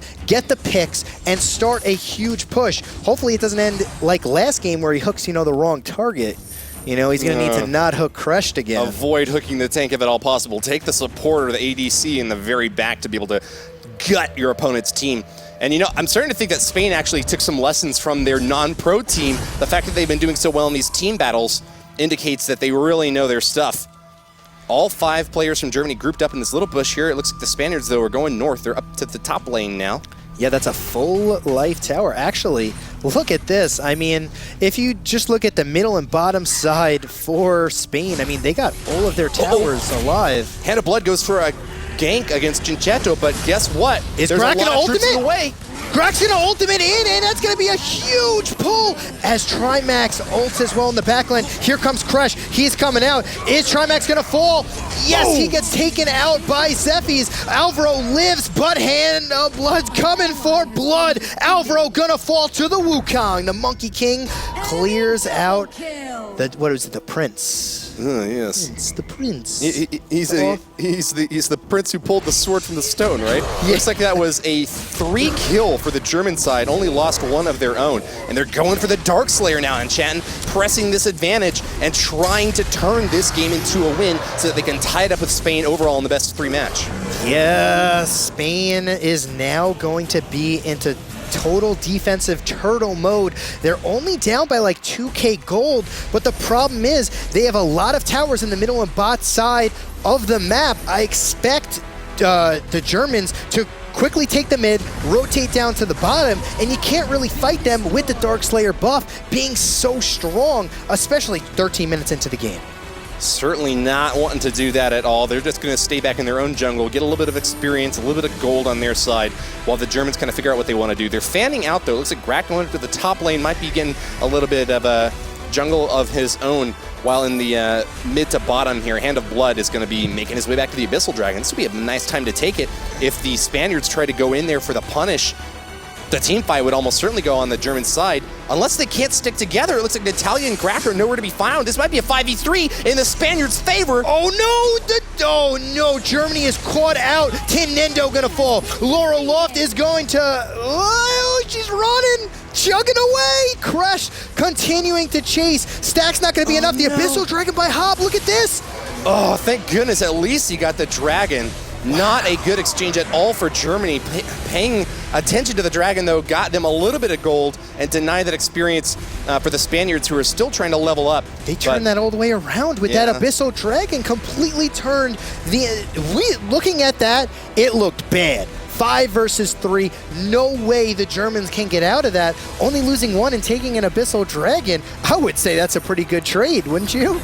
Sure would. They're going to be pulling back now. The Spaniards not really interested in engaging yet again. Hand of Blood claims a Golem here as he farms up a little bit more buffs and experience in this area. He's already level 15, though. Yeah, Wukong coming one in the battlefield at level 15, the Hand of Blood. Correct. Does just not want to throw out that hook, waiting for a juicy hook on either Teleanis or Jannar. If he can land that hook, Germany will easily be able to seal the rest of this game. But, you know, you don't want to hook in this Crush, who is just sitting here. Chintetto is isolated. Hand of Blood's going to go for the kill. Gets a few hits off, almost gets him down, but Chintetto will be able to pull out. Nicely done there, Teleanis with just enough mobility to survive. Loroloff in a lot of trouble though, she's going to be retreating. It's a big team fight in the center here as the Germans are being able to commit to this push. Chintetto firing away as much as she can. Vive is not looking healthy at all. The tank has to pull back and that's not a good look for the German team at all. Loroloff goes down, the onslaught from Wukong as he finishes off Teleanis in the back. Hand of Blood trying to get some more wins here for Germany, but not looking likely. And he's going to be able to pull off another victory. The recalling of Chugnar not going to work out. Loroloff goes down. Oh no, Chintetto, what are you doing? Oh my goodness, gets caught out there. I guess he thought his controller was something. I guess he thought he had a controller in his hand because he definitely was going in the wrong direction, right into Spain. And just like that, Spain is coming back, evens up the gold lead, and they're going to take this tower. They are going to take a gold lead as Crash tanking the tower. Grak with the pull, though. Be careful, Serena. You're taking a lot of damage. Oh, the beautiful pull from Grak gets the kill on Crash. Executed by the tower, but yeah, it goes down. Oh, my goodness. Grak going to try to, you know, reset here. Germany really needs to reset. I mean, they had this game, you know, pretty much in the bag and then threw it a little bit. A couple of shaky, you know, engagements. And Spain showing that they are the better team, I guess you could say, as far as the team fighting and the cohesion within their team. I think that it's showing that they've been practicing all week together as a unit, and they're really showing in these team fights. They have definitely turned it around against the Germans here. With Zach going to recall now. He's got plenty of hit points, but he just needs a little bit more mana to continue up the fight. Moving back. Oh, the Abyssal Dragon went down. Hand of Blood is murdering that poor thing. Plenty of hit points for the Warrior as the Monkey King wipes out a dragon. Yeah, we have a Vive on this Grak looking to get a good pull, but if he continues to not really get, you know, one of those big time pulls, you know, Germany is going to be really in trouble. I mean, with Zach on these Zephyrs, just continues to scale. With the, is it going to die? Yeah. Oh. Taken out by minions. Ooh. Finished off. I think the Spaniards were caught a little flat-footed there. They didn't realize that they were being pushed so heavy on that bottom lane. This is one of the closest games we've seen. I mean, 17 minutes in, dead even. So close. Kill advantage for Germany, but Spain definitely was able to turn it around in the mid to late game, and they haven't given up much at all. Serena about to reach that level 15 mark. Loroloff on the other side in the same position. Yeah, Trimax is just trying to get down one of those ults, but you know, every single time he tries, Zephy's either ults him or, you know, Kresh comes in knocking on the door, and the pressure's really on Germany right now. A huge hook, but what a talent being used there. Zach coming in. Is Loroloff going to go down? Hand of Blood trying to stay alive. He's going to get taken down. Spain is going to continue the assault. Trimax, is he going to be able to get out of here? The team is forcing the push. They have minions. This is going to be a middle side tower. Already 4 members down for the Germans. They might lose the game right here. Spain is going to push this Nexus. Can Trimax defend the tower? With Zach going in, it's not going to matter. That's going to be a Nexus. And just like that, Spain going to win the matchup 2-0 versus Germany. Did you see this coming, Woody?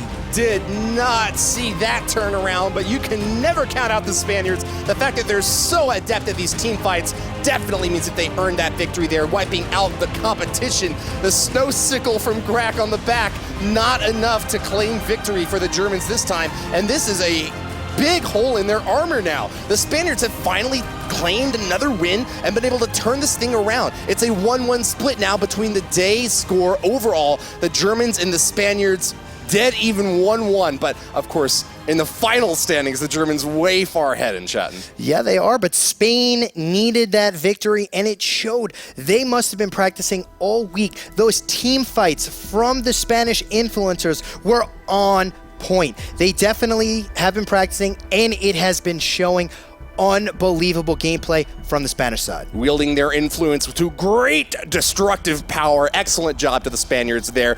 Wonderful casting with you today in chat, and I'm Woody, and we're going to be able to send it back now to the desk. We'll have some more thoughts from Renee. What have you got for us?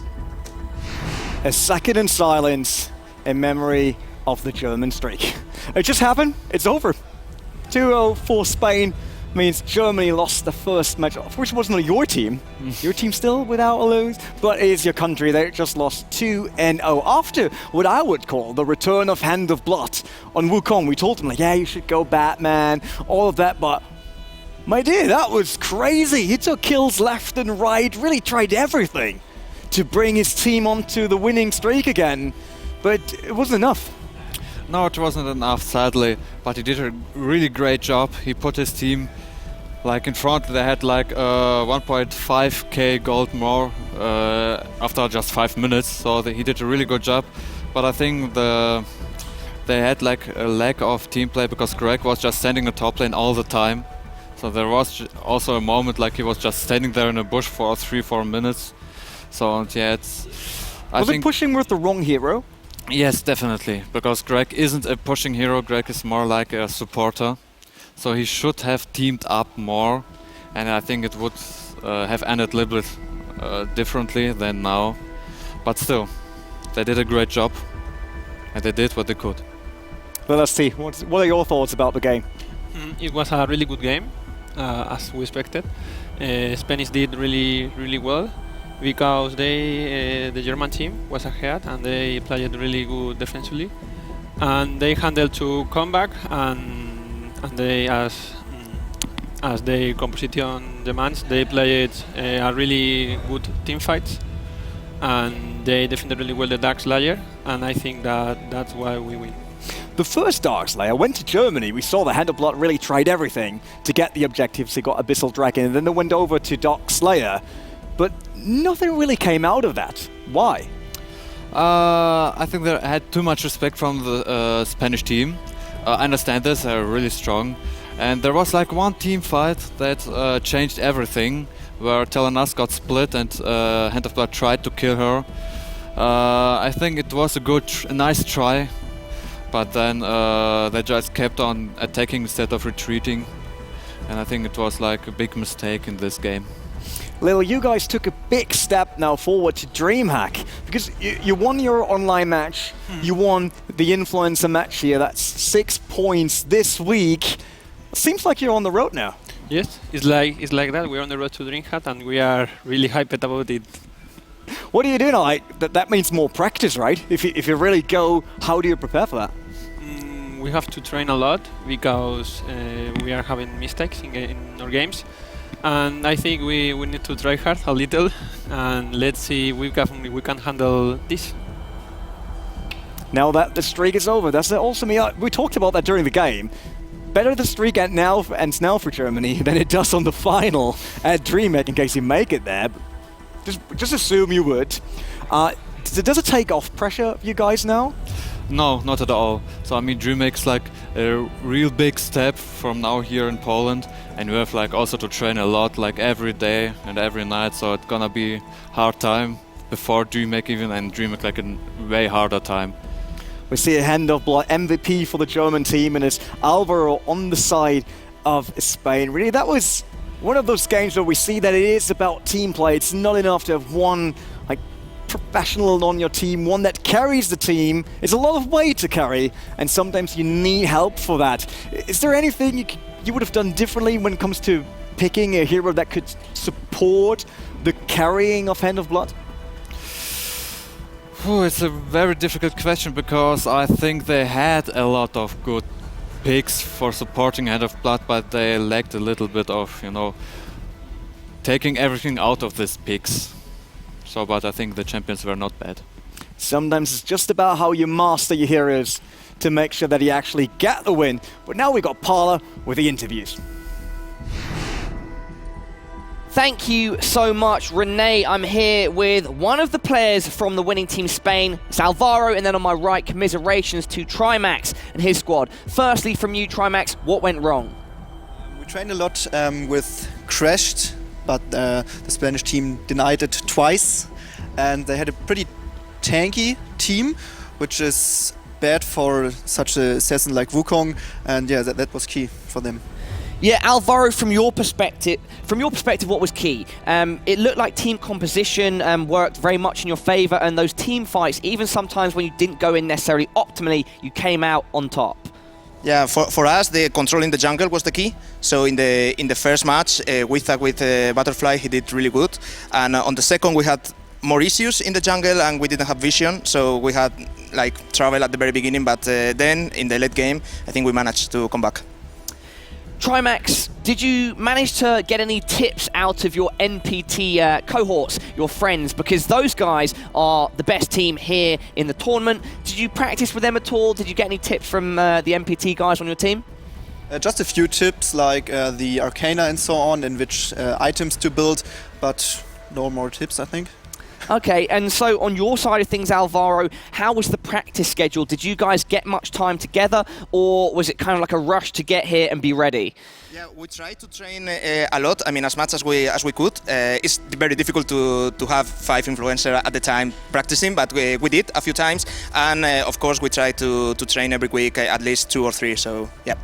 Okay, Trimax, any final words from you? How has the experience been so far? And what's it like going from being like a content creator to competing here in a fully fledged esports arena? It makes a lot of fun with this live event here, Arena of Valor. What nice to meet the other influencers. Never met them before. Yeah, it was such a nice time. And Alvaro, what about you? Any final words? Yeah, I mean, I had a lot of fun, and for us, I mean, we just try to help our national team winning this match, so I'm really happy. Yeah, that actually puts, I think, the standings in quite an interesting position, but we will get onto that a bit later. For now, let's head back to Rene. That's all right. We want to talk a bit about the game, right? Yeah. Like, we heard that in the interviews. Yeah, they're on a good straight. They're happy about being here. The German team. Let's be honest. Straight facts. Are you a bit angry? A little bit. No, I wasn't angry. I was a little bit disappointed. But I already told them, like before, it doesn't matter if you win or not. We still like you. Oh, that's cute.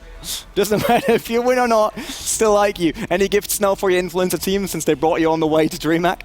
I think this night we are gonna need to pay the bill to them because they did really well, and we are on the way to DreamHack.